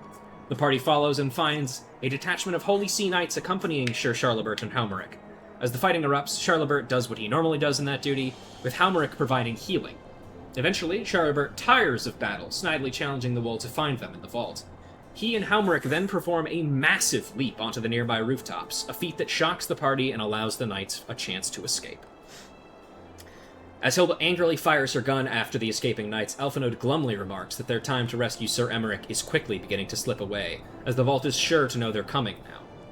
Hilda remarks that she and her revolutionaries should start their distraction quickly then, informally accepting the party's request for help. Reinvigorated, Alphinaud tells the Wool to rendezvous with a team of fellow adventurers outside the vault, while he aids Lucia in coordinating a frontal attack. After meeting with one of Lucia's knights, the Wool enters the vault dungeon. As per normal, when coming into conflict with the Knights of the Heavensward, they reveal they can transform into more primal-like forms, similar to the way that Izael transforms into Shiva, something they seem to have been capable of doing for a long time. Let me look at something. Yeah, okay, Alphinaud does come with you in the new version of that. Cool. I couldn't remember if he did or not. After beating down Sir Charibert once more, the Wool finds Archbishop Thordan preparing to depart on an airship.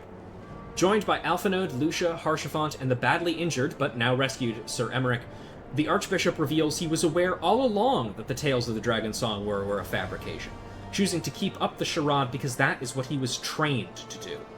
Sir Emmerich, who is in fact the Archbishop's bastard son, begs his father to reconsider, but his pleas fall on deaf ears as the Archbishop prepares to flee. With no time to lose, the Wall and Haurchefant charge towards the airship. In their rashness, they fail to notice the looming form of Sir Zephyrim standing atop one of the nearby towers in his primal form. The empowered knight creates a spear of pure energy and hurls it at the unsuspecting Wool's back.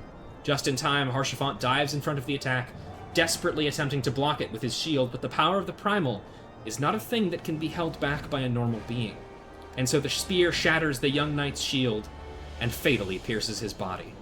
Zephyrim rejoins the Archbishop on the airship, musing that Haurchefant's fate will be the fate of all heretics, before Thoradin reprimands him for his tardiness, demanding the knights depart immediately for a place known as Azizla.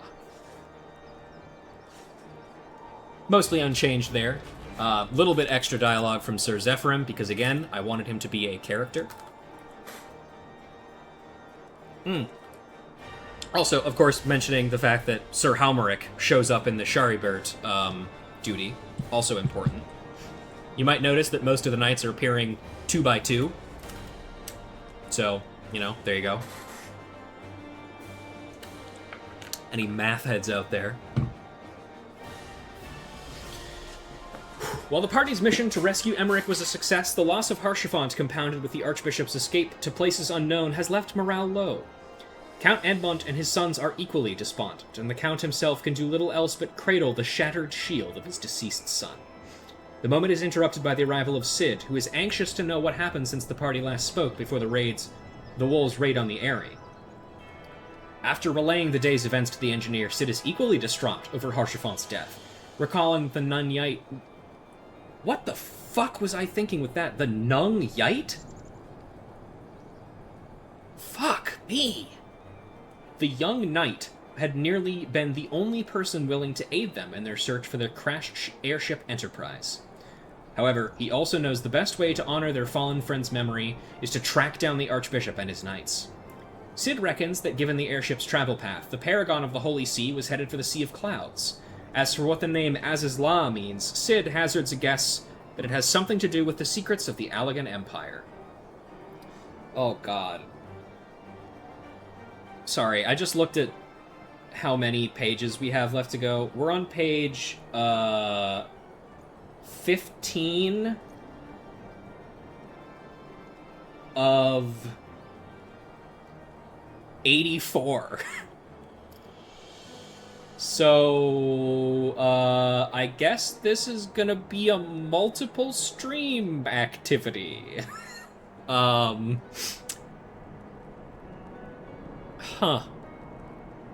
Wow, there's a lot more in here than I thought there was. What the fuck was I doing back then? Anyway. The party meet up nearby the airship docks to find Izael waiting for them. She has heard what happened in the vault and demands to know what motivates the Warrior of Light to keep moving forwards even after such a devastating loss. The Wool gives an answer, selected by the player naturally, but Izael is not convinced. Cid suggests that if she's so interested to know the answer, perhaps she should join them. At first the young woman is reluctant, but after a bout of needling from Estinian and encouragement from Alphanode, she agrees. The main big change here is that instead of being fucking written out of the story for no reason, Izael continues to come with you. Because it's fucking crazy that she just leaves. For half the story after that. Arriving on a as-of-yet unexplored section of the Sea of Clouds, Cid recommends the Wool and his companions the Wool and their companions, or they, split up to try and locate the Archbishop's whereabouts while he attempts to establish a forward camp. After surveying several portions of the floating landmasses without any luck, Alphanode rejoins the Wool and admits he has not fared any better. Just as they are about to return to Cid, the sound of an explosion from a nearby cliff catches their attention, and they rush to find an unarmed Vanu Vanu under attack by Garlean soldiers. Quickly leaping into action, the Wool and Alphanode dispatch the soldiers and rescue the now very thankful Vanu Vanu. Alphanode is curious as to why Garleans would be so interested in attacking random tribes of beastmen, to which the Vanu Vanu replies the soldiers were looking for the Archbishop as well. To thank their assistance, the Vanu Vanu, part of a tribe called the Zundu, invites Alphinaud and the Wall to the nearby village of Oxzundu.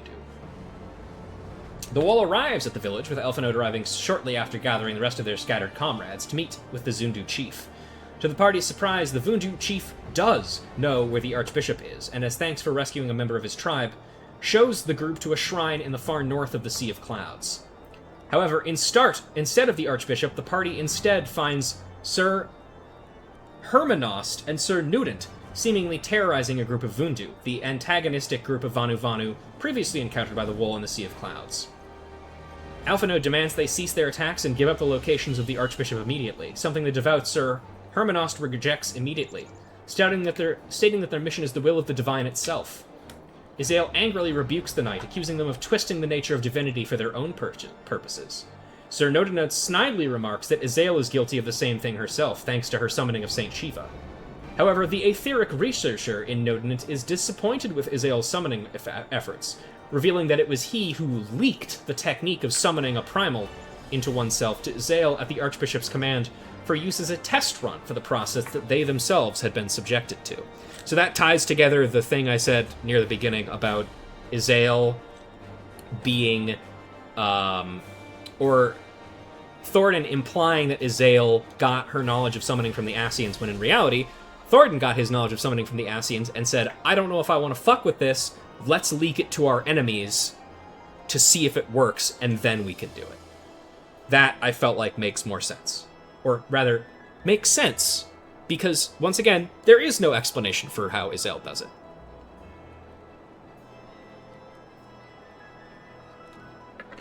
With Izael once again devastated by her life's work being used as a pawn in a game, the party clashes with the two knights in their primal forms, with Sir Hermanost placing towers that must be stood in to avoid damage, followed by Nudinant summoning meteor circles that must be destroyed. Once again, singularity reactor mechanics.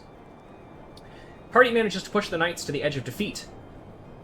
However, this seems to be what the duo were waiting for, as the captive Vundu have used the confusion to summon a primal, Bismarck.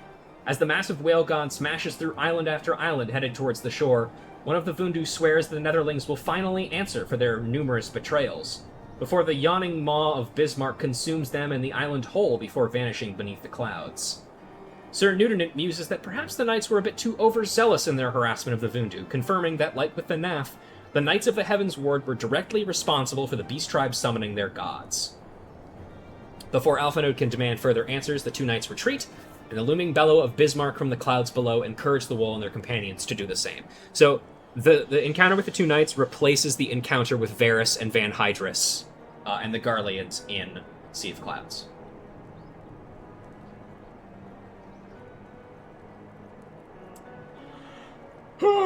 Okay. We're at level 57 right now, folks. We're getting there. We've got, I would say, about 3 levels before my voice fucking dies and I have to call the stream for today, and we return to it next week.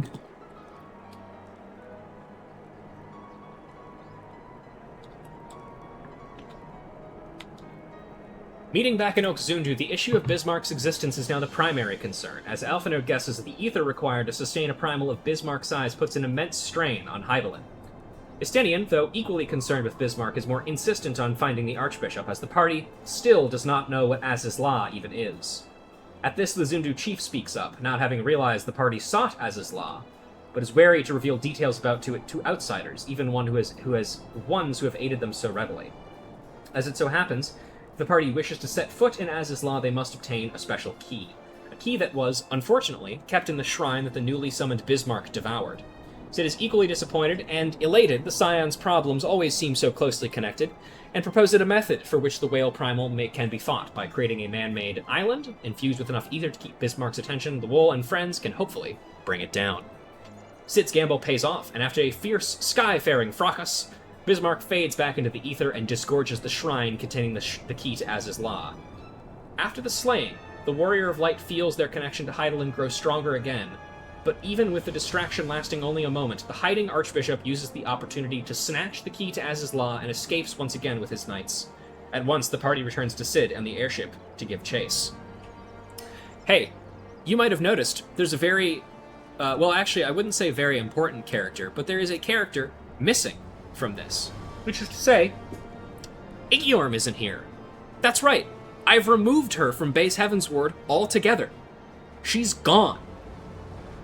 She is such a inconsequential and pointless character in base Heavensward that I genuinely was like, I think it's better if she's just not here at all. That's not to say she's not gone, because I would never erase women. You can quote me on that. As the party approaches what they assume to be Az's Law, Lucia takes this moment to reveal to the wall that she was not born in the nation of Ishgard, instead that she and her sister, also revealed to be Livia Sast Junis, one of Gaius van Baelsar's lieutenants, hail from Garlemald. While her sister became a soldier, Lucia became a spy and was dispatched to Ishgard. Izael asks how a Garlean spy can be so wholly devoted to Sir Emmerich, as they should be, by all respects, be mortal enemies. Lucia explained that she related to Sir Emmerich being a prisoner of his past due to his heritage, and was inspired by his ability to rise above it. For this reason, she chose to reveal her origins to her superior, and to her surprise, Emmerich accepted her into his service, something she is eternally grateful for. Without warning, the airship crashes into a massive aetheric barrier that stops any approach cold. With no choice, Cid steers the Enterprise back to the Sea of Clouds. With the reason the Archbishop required a key to reach Az's Law made very clear, Alphanode opts to require further information on the mysterious land from the Zundu chief. After Alphanode and the Wool return to Okazundu, the Grateful Beastman thanks the party for ridding the Sea of Clouds of the twisted incarnation of Bismarck, explaining the Vanu Vanu revere the Great Whale for his role in Vanu Vanu legend, in which Bismarck led their people to the Sea of Clouds and vanquished all who meant them harm. As thanks, the chief agrees to reveal additional details about Az's Law. Confirming that it is a land of Algan secrets, the chief describes Az's Law as the birthplace of sin and the homeland of forbidden secrets, and the Zundu kept the key safe out of fear of what could be unleashed by tampering with any of the horrors contained within.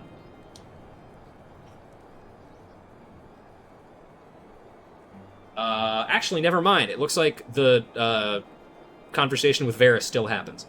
As if on cue, a commotion from lower in the village reveals that the Garlean soldiers dispatched by the Wall earlier, now led by their commander Regula Van Hydrus, have captured the villagers and hold them hostage. Shockingly, Van Hydrus is accompanied by Varys Ye Galvis, the newly crowned Emperor of Garlemald, who immediately recognizes who Alphanode and the Wall are. Varys explains that he too seeks Az's Law for the purpose of learning how the Allagans were able to contain and control summoned icons, something he assumes the Scions have interest in as well. Momentarily blinded with indignity, Alphanode retorts that the Scions would never stoop as low as to commit genocide, as Garlemald is more likely to do. Unfazed, Varys states that while they share the same goal, their methods could not be more different, and so signals for the Zundu villagers to be executed. Just as Alphanode cries out in protest, an explosion rocks the island and stuns the Garleans, as Lucia leaps down from above in a suit of white Magitech armor. Suitably annoyed by the interruption, Varys is quickly talked into a retreat by Van Hydrus, who summons the Gration, a massive Garlean warship that quickly allows the Emperor and his men to escape under the cover of explosive shells, though his promise that he and the Wool will meet again can be heard clear as day. Whew! Okay. We're nearing level 58 content. We're getting there.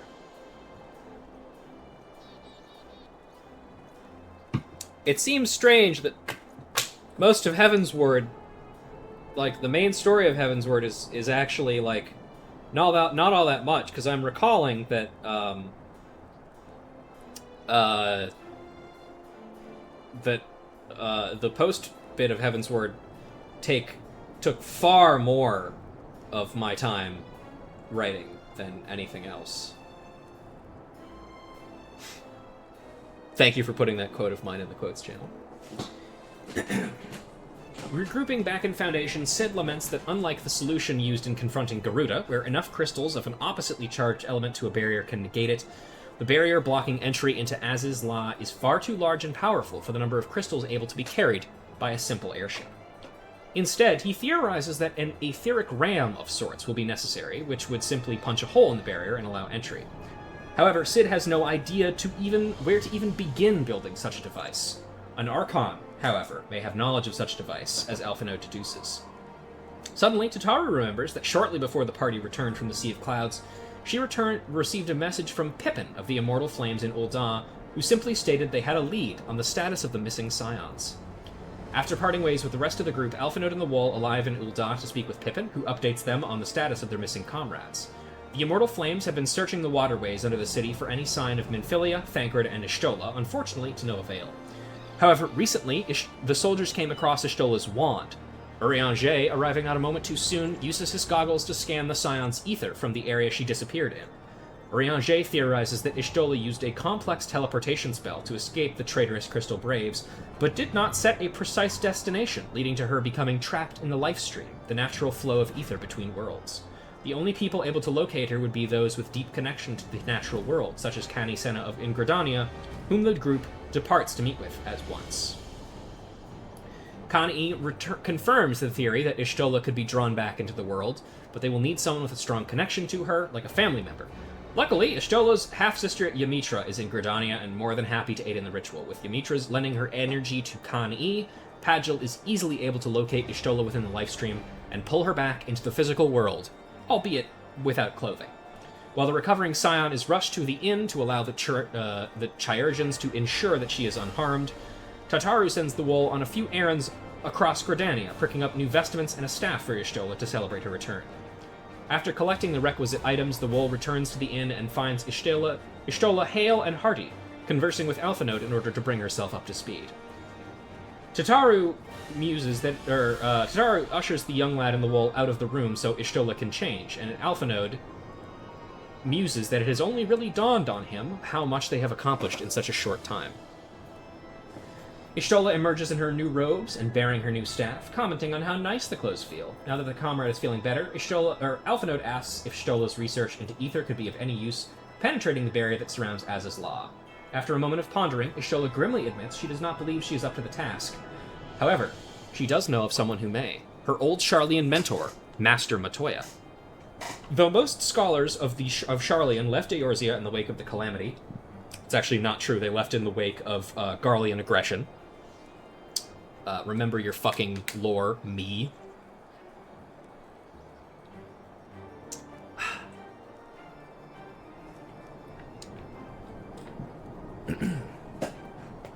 Y'shtola recalls that her master was always a stubborn sort, and remained near a Sharlayan city, nestled deep within the Dravanian hinterlands. Upon arriving in Tailfeather, party finds Uzael speaking to Marsachamp, who is attempting to raise the despondent woman's spirits to no avail.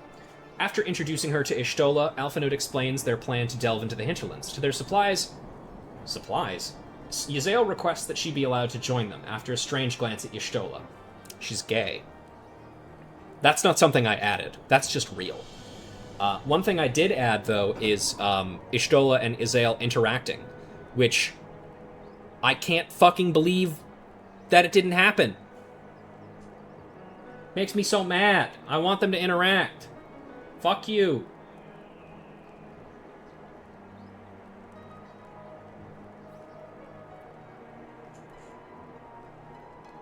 Alphinaud happily agrees, hoping that the journey will remind her of the time they spent traveling together previously, and perhaps reignite some of her spirit. Leaving Tailfeather behind them, the party then heads further east, and soon the dilapidated ruins of old Sharlayan buildings appear over the horizon, cluing in that the hinterlands are close. Attempting to move closer to the ruins becomes difficult, however, when the party are accosted by a group of hostile goblins known as the Illuminati, seek to use their technological expertise to advance their society at any cost. Attempting to avoid the hostile beastmen, Y'shtola leads the group further north, where they find the ruins of New Sharlayan are no longer unoccupied, where, as another group of goblins, ones much less hostile, welcome them to their new home, which they have dubbed Idleshire. Despite Alphinaud and Y'shtola being born in the Old City, the goblins are none too happy with the party's trespassing on their lands, and not even the goblins' ally Midnight Dew, a leader of a group of treasure hunters that also calls Idleshire their home, can change it. Instead, Alphinaud suggests they aid the goblins in clearing out the various traps and constructs left behind in the Sharlayan Exodus in exchange for safe passage to where Matoya's cave lays. After deactivating the golems scattered around Idleshire, the Wall is then asked to see to the safety of a friend of Slowfix, the goblins' leader. After rescuing Slowfix's friend, revealed to be Bravelox of the Company of Heroes, an ally from the Wool's previous adventures, the elated goblins agrees to open the way across the Thaliak River, doing so with high-powered explosives. With the way now clear, Y'shtola leads the party south to the cliffs in which her hermit master resides. After dispatching the Frog Guardians, the party enters and finds the irritated old witch lamenting over their lack of manners. Y'shtola snidely remarks that she learned all of her social graces from her master. Matoya and the Scion trade a few quips before the old Sharlayan woman admits that she is glad to see her student again after all these years. After mistaking Alphinaud for his twin sister Alisaie and being introduced to the Wall and Yazael, Alphinaud reveals why they have come, detailing their previous adventures. Matoya confirms that she did indeed create a design for an etheric ram at the quest of the Sharlayan Forum, who shortly afterwards deemed her work too dangerous. In a fit of petty anger, Matoya locked the research on the ram and all her other notes deep within the Great Gooble Library, which has gone unmaintained for several years. Knowing the library's magic custodians have had more than likely gone out of control and are extremely dangerous, Matoya sends the Wall on a journey to retrieve the research, requesting that Y'shtola, Alphinaud, and Yazael stay behind to aid her in some additional tasks. Obviously, that this would have changed with the addition of duty support, because they would come with you. You know, you get the idea. The Wall departs for their destination at once, guided by a talking broom, one of Matoya's eccentric familiars, and once the gates have opened, enters the Great Gooble Library.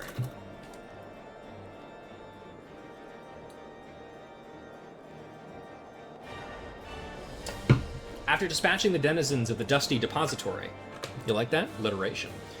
The Wall manages to find a tome matching Matoya's description and departs for the old hermit's cave. Matoya is moderately impressed that the Wall has managed to survive and shows her appreciation by deciphering the information in the book to allow Cid to read it. However, one problem still persists, an energy source for the ram. Luckily, Alphinaud quickly comes up with the perfect source, the Eye of Nidhogg. As the Great Worm has been alive for countless years, the Eye would have gathered more than enough ether to power the ram. After thanking Matoya for her invaluable assistance, the party leaves, but Matoya stops Y'shtola. The old hermit asks her student when the light left her eyes, and Y'shtola remarks that it happened when she was adrift in the ethereal sea for too long. Matoya chastises her for using forbidden spells so lightly, and reminds her that perceiving the world solely via its ether, as Y'shtola has been doing since she emerged from the lifestream, will drastically shorten her lifespan. Something that the writers of Final Fantasy XIV could also stand to remember. However, despite the risks, Y'shtola firmly resolves to carry out her mission, no matter the cost, something that the eavesdropping Yazael cannot understand. Emerging from her hiding place, the ex-heretical leader pours her heart out to the master and student duo, about her belief in Shiva, her belief in Horace Velger, and how all that came crashing down around her as the Elder Worm and the Archbishop revealed just how little she had really accomplished. Matoya questions Yazael's grip on reality, if those failures were really as earth-shattering as she believes. Angrily, Yazael claims they are, but Y'shtola rebukes her, noting that despite those failures, Yazael is still here, and so are those who followed her. Matoya then says what happened was a horrible thing indeed, to believe so deeply in something that you lose sight of all else, only for what you believe in to be a lie. But a greater failure would be to simply give up, and allow the consequences of her mistakes to affect those she cares about. Yazael is still unsure, as she does not know if she can ever fully trust in a cause again, no matter how pure the intentions may be, but Y'shtola assures her that following in the steps of the Wall will not lead her astray. While Matoya cannot vouch for the Wall as her student can, she does know that there are too many stubborn individuals in the world who refuse to see it for what it is, and that dedicated people like Yazael are necessary for making real change. I'm really proud of that scene. I think that meeting Matoya would have fixed Yazael. Genuinely.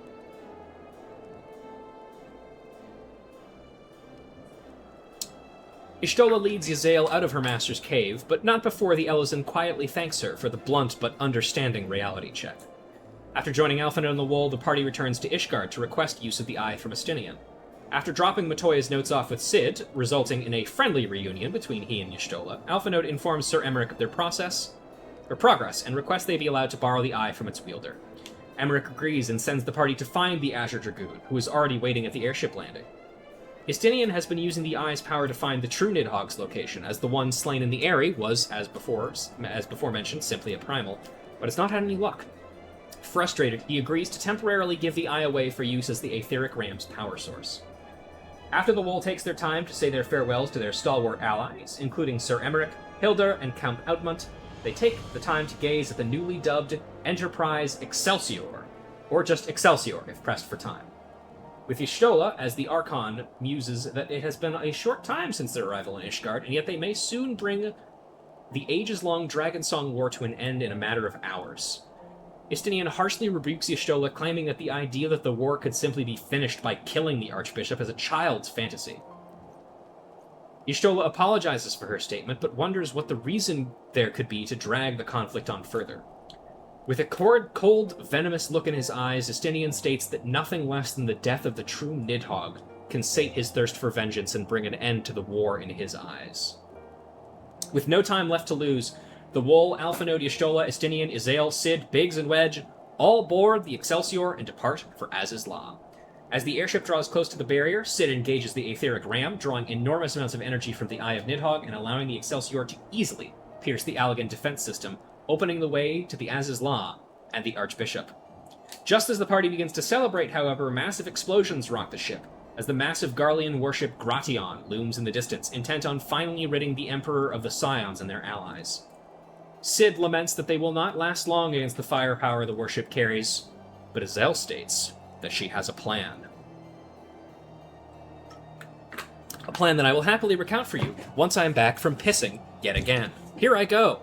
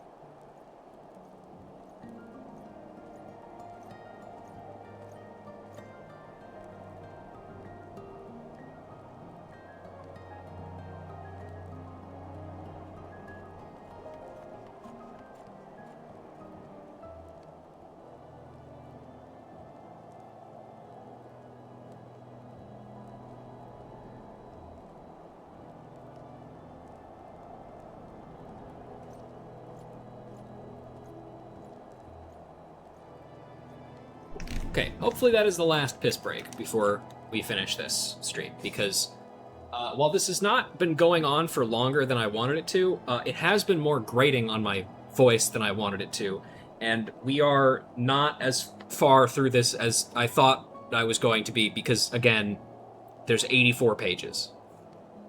Actually, sorry, one second.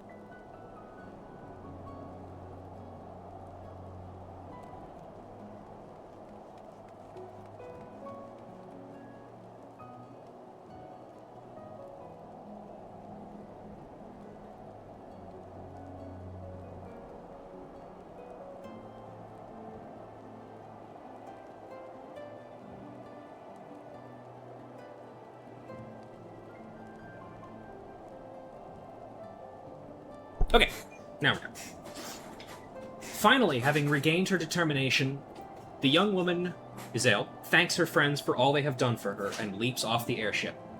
Calling upon the primal that still lies within her, Izael transforms into Shiva one last time and makes for the Gratian, dodging cannon fire and returning attacks by flinging blades of ice and cold that shred the warship's armor like paper.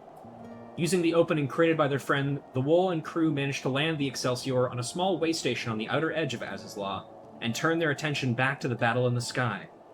However, the advantage of surprise has not allowed Shiva to maintain control for long, and the constant barrage steadily begins to wear her down, until a Magitech shell finally makes contact, stunning the Primal long enough for a full barrage to hit her dead on. Sensing that her time fast approaches, Izael makes one last longing look at her friends, safely arrived at their destination, and releases a massive explosion of ether that completely encases the Gratian in ice, rendering it immobile. Yet that last-ditch attack has also completely drained the primal Shiva, and as Izael refuses to draw ether from the world around her, and thus from Hydaelyn, the Primal's form shimmers and fades, and Azael begins a free fall towards the dark clouds below, comfortable with what she believes to be her last moments. Suddenly, a spine-tingling roar shocks her out of her stupor, and she is saved from death by the sudden, timely arrival of Heavensward, who swoops under the fallen Elysian maiden and delivers her to her allies waiting on the relatively solid ground of Azizla. Alphanode is both eternally relieved that Azael yet lives, and baffled as to why Heavensward would save a mortal after all the crimes they have committed against his kind. The Elder Worm admits that Istinian's words about his reasons for bequeathing his eye unto Nidhogg were indeed correct, and the shame of his actions are what caused him to isolate himself for so many years. The realization of this fact, mixed with sensing a presence so much like his beloved, finally drove him to action, though he does not wish to remain in Azizla, claiming that it has too many roots in the suffering of his kind. As the Elder Worm departs, Azael weakly thanks him for saving her life, and the dragon vanishes beneath the clouds. This, ladies and gentlemen, is probably the biggest change that I made throughout Heavensward. Azael living.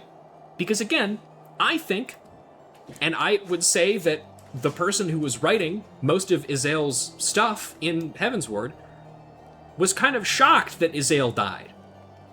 Because it just kind of comes out of nowhere, and, like, I don't know, it's not treated with the same gravity that Harchifant's death is.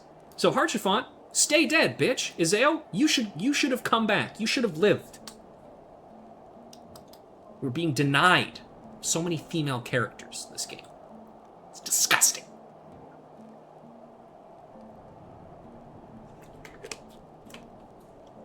Though Azael's stunt has greatly weakened her, she is alive, but unable to fight and permanently unable to transform into Shiva, though she seems not to care about the latter.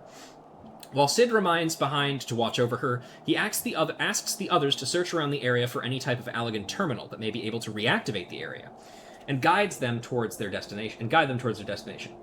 After temporarily losing Wedge, the Wolf finds him tripped over exactly what they're looking for: an intact Allagan guidance node, which Wedge promptly names Naughty, allowing Cid to reactivate the area and glean some information. Firstly, the area is called Helix and acted as a port for visiting Allagan scientists or diplomats who wish to see the results of studies performed on Azizla. Second, though the area was deactivated when the party arrived, it had been temporarily reactivated recently, presumably by the Archbishop. Finally, given the level of energy being used at the central flagship hovering far above the heads of all present, Cid reckons that is where the Archbishop will be found. Alphanode requests that the Ironworks crew remain behind with the still recovering Azael, as they may need a quick escape using the Excelsior, and allows the guidance node to direct the rest of the party through Alpha Quadrant towards a teleporter platform that will eventually lead them to the flagship. As the party finally reaches the platform, they are suddenly attacked by Sir Velguin and Sir Ignace, who resume their primal forms and attack. Velguin performs a line charge through the arena on occasion, while Ignace will perform a proximity-based AoE on the edges. Once again, Singularity Reactor mechanics.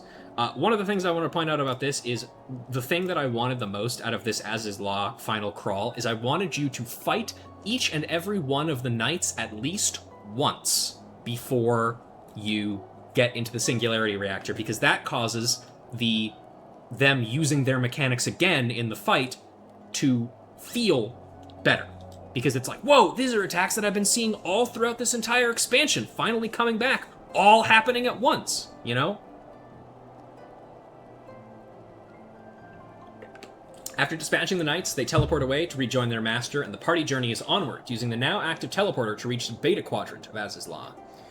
Moving through the chimeric monstrosities that roam the Beta Quadrant, the party comes across another teleporter, and are accosted again by Knights of the Heavensward. This time Sir Garrick and Sir Jean-Loup, and they use enhanced versions of the stuff the enhanced versions of the moves they used when you fought them back in the Dravanian Forelands. Despite their enhanced abilities, the pair are no match for the combined forces of Scions and their Dragoon ally, and the party moves on to the Delta Quadrant. Even with their warship inaccessible and immobile, countless Garlean troops have mobilized into the area, swarming over the Delta Quadrant and making maneuvering throughout the area without detection difficult. Eventually, the party is stopped by Van Hydrus, who takes the opportunity to attack them, along with a cohort of his men. Pressed for time, Alphinaud tells the Wool that he, Y'shtola, and Estinian will remain behind to hold off the seemingly endless soldiers, requesting only that his friend return safely. Estinian has another request, however. Leave the Archbishop alive, as the Azure Dragoon has a pressing question for the old codger. When the Wool finally arrives in the Gamma Quadrant, the guidance node remarks the teleporter access to the flagship has been taken offline and recommends the Wool find some other method of reaching the ship before flying off and leaving them alone.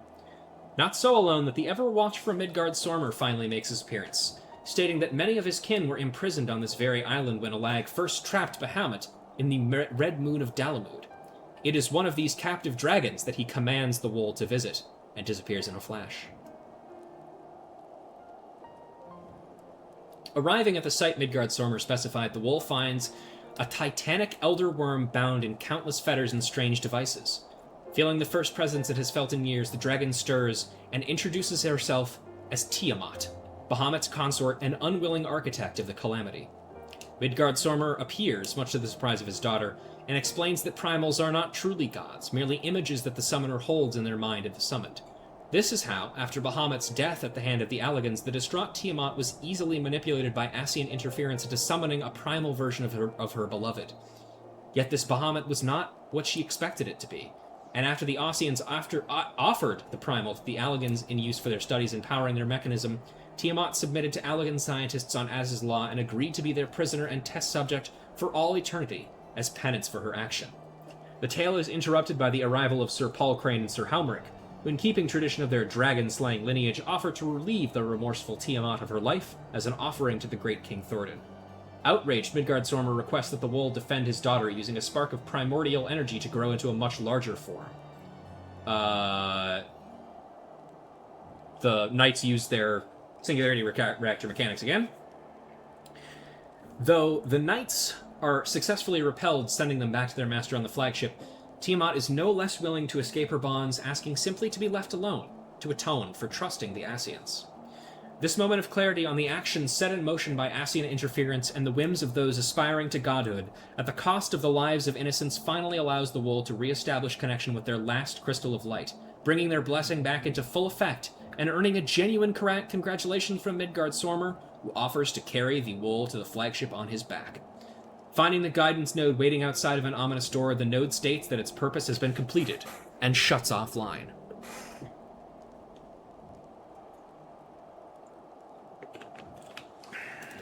Before the Wool can move elsewhere, the final knight of the Heavensward, and the man responsible for the death of Haurchefant, Sir Zephyrim, stands in the way. The knight coldly asks if the Warrior of Light desires revenge, claiming that such a feeling is befitting only of lesser beings. As for himself, Zephyrim proudly proclaims that he follows the path of the one true God, the legendary king who will lead the world into a prosperous future unmarred by doubt or heresy.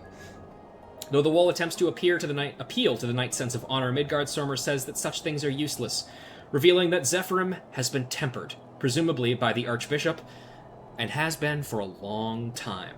The last recesses of the man named Zephyrim have long been extinguished, and only Sir Zephyrim, loyal knight of the Heavensward, remains. Zephyrin invites the Wool to seek him and his master inside the Aetherochemical Research Facility, and disappears to allow the Warrior of Light time to prepare. After battling through Garlean soldiers, Allagan mechanisms, cloned monstrosities, and a rematch with Van Hydrus, the Warrior of Light is stopped by La Habrea in the core of the facility. The Assin is enraged by the Warrior of Light's progress, smarting from his loss in the Praetorium, stating that while the Archbishop had executed the Paragon's plans well, he was a failure in dispatching the constant thorn in their side that was the Warrior of Light.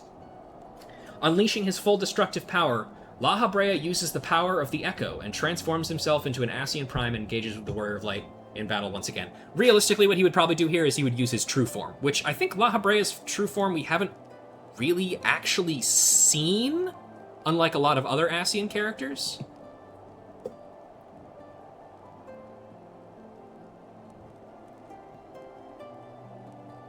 Once again, Igyorm, not here.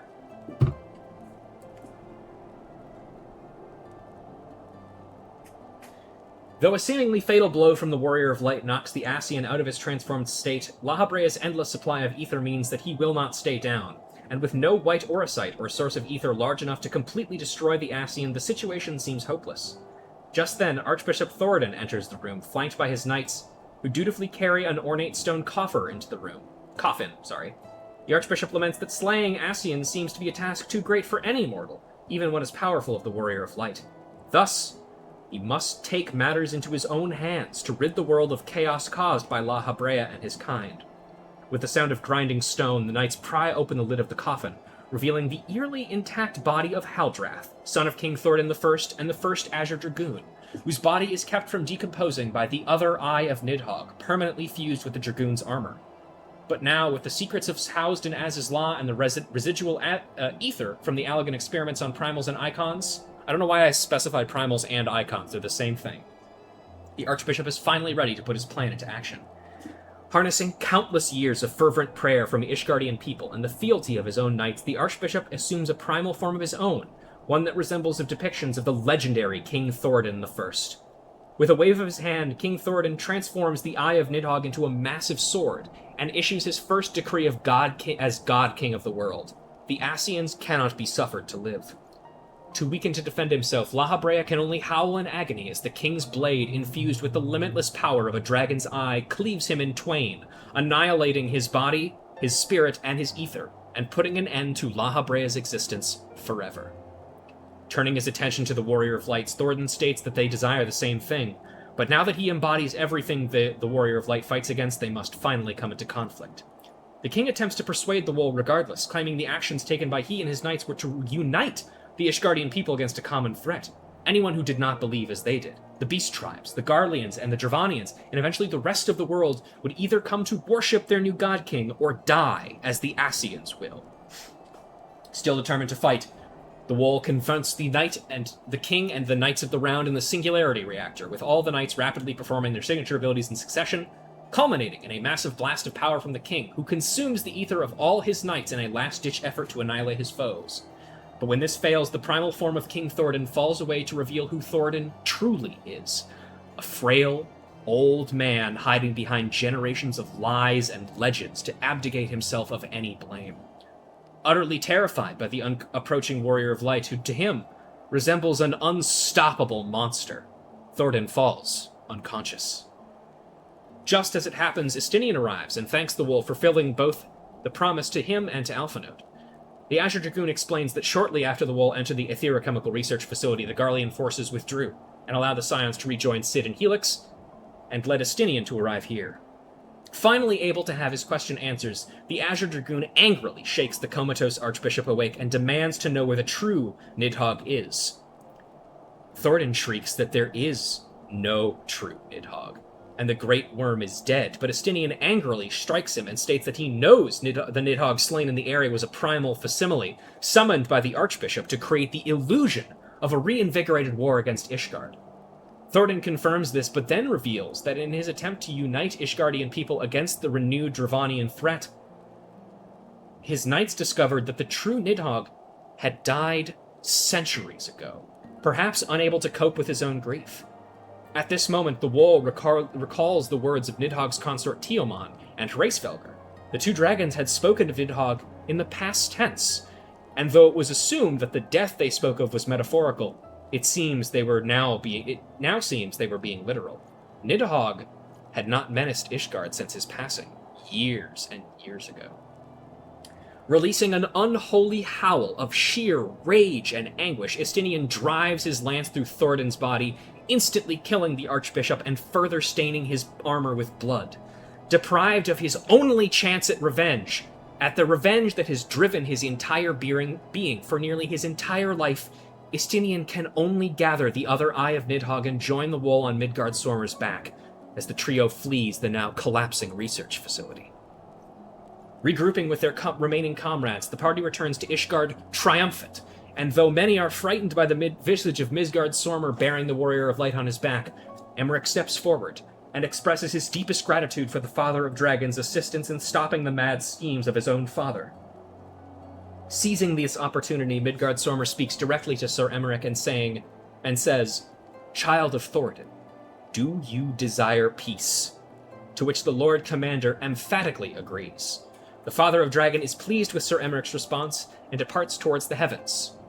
Turning towards the gathered people of Ishgard, Emmerich announces his intentions to not only foster peace with those that Ishgard had wronged in the past, but to re-enter the Eorzean alliance and stand united with their brothers and sisters once again.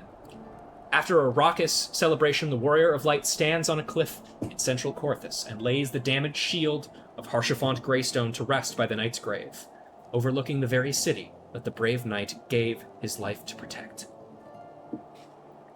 Elsewhere, in the snowy wilds of Korthus' western highlands, a groggy and disoriented Nidhogg slogs through a blizzard, carrying with him both eyes of Nidhogg, and refusing to accept that his revenge cannot be obtained. The smell of both dragon blood and the blood of his own people that coat his armor fill his senses. The former Azure Dragoon madly proclaims that for his revenge to be complete, Nidhogg must exist, even if he must become him. Residual ether from the eye swirl and mix with Estinian's own, and the Elizon's form churns and grows until all that remains is a snaking black-scaled worm, eyes burning with hate. In a vast, white wasteland under a dark sky overlooking the planet of Hydaelyn, the Asian Elidibus laments that Lahabrea was unsuccessful in his efforts which led to his own downfall. This, he says, is a sentiment that his two guests can sympathize with, turning to meet another Asian named Igyorm, and a well-armored Hyr warrior who stares at the Asians with barely contained contempt. Elidibus says that with Lahabrea gone, and the eyes of Nidhogg otherwise occupied, it may be time for the Warriors of Darkness to make their appearance. And that is the end of Base Heavensward. We are now, let me check, 26 pages into this 84-page document. My voice hurts as fuck.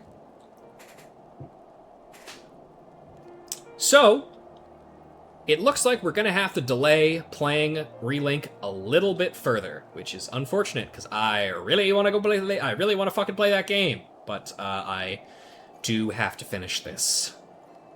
Told myself I was going to. But we'll worry about that later, because we are going to do, I guess, a couple of streams of this. I don't know if we're going to do... I don't think we can get it done in 2, if this is any... I don't think there's any chance of getting this done in 3, or even 2 or even 3 streams. But I think probably what I'll end up doing is I will alternate through on our Thursday slot. I will have next week we'll do Relink, and then the week after that we'll do more of this. Just because, you know, I want to get this done, and I'm interested to see what I wrote, because again, I have not opened this document or looked at it for 4 years. Well, actually, no, 5 years, really, because I didn't read it back then, like when I opened it to add that fucking disclaimer about it being written before Endwalker. But, yeah, that is going to do it for me today, folks. I apologize. I wish we could have gotten some other people in here to talk about this. I might maybe try and plan that out a little bit better next time. But for now, I think I'm going to have to call it quits, because my voice really hurts, and I am hungry. I want pizza. I want pasta. I want... everything in between. But yeah, hopefully you guys enjoyed. I can promise that we will have more easy listening streams like this in the future. Mostly just for this, but if this is something that people are interested in me doing, then, I don't know, maybe we make a series out of it. Maybe I have, like, a stream that I do every now and again where I just read some stuff. I do remember talking about how at one point maybe I wanted to have, if I ever, like, had enough people watching this series that I could justify having like a Patreon or something to support this, then I would like to maybe read chapters from the Encyclopedia Eorzea for Patreon members. But once again, that is kind of a pipe dream at the moment because no matter how much I appreciate all of you, there are not enough of you, and not enough of you are probably would be willing to commit money to this because, and I don't blame you. That's totally fair. I wouldn't want to contribute money to this at the moment. There's just simply is not that much appeal at the moment. But enough about me. It's time for me to fuck off and go eat. So once again, thank you all very much for joining me. This Sunday, we will be returning to Mega Man Star Force 3, Black Ace. We are going to be tackling the TV studio, and we'll see how far we get there. We stopped before the boss appeared, so it'll be a surprise for everybody except me, who's played the game before. And then I believe this Monday we should be back on for Satisfactory, I think. I believe Bees is back, right, Bees? You're in chat. You're here. Yes, perfect. Let me tell you, folks. Hang on, let me remind myself what day this actually happened at. Oh, it perfectly exactly a week ago. The most insane Neom-related news hit my desk. And I have not been able to talk about it on stream at all. And it's been driving me fucking crazy. So trust me when I say you will want to tune in for some Neom facts on Monday. But until then, goodbye.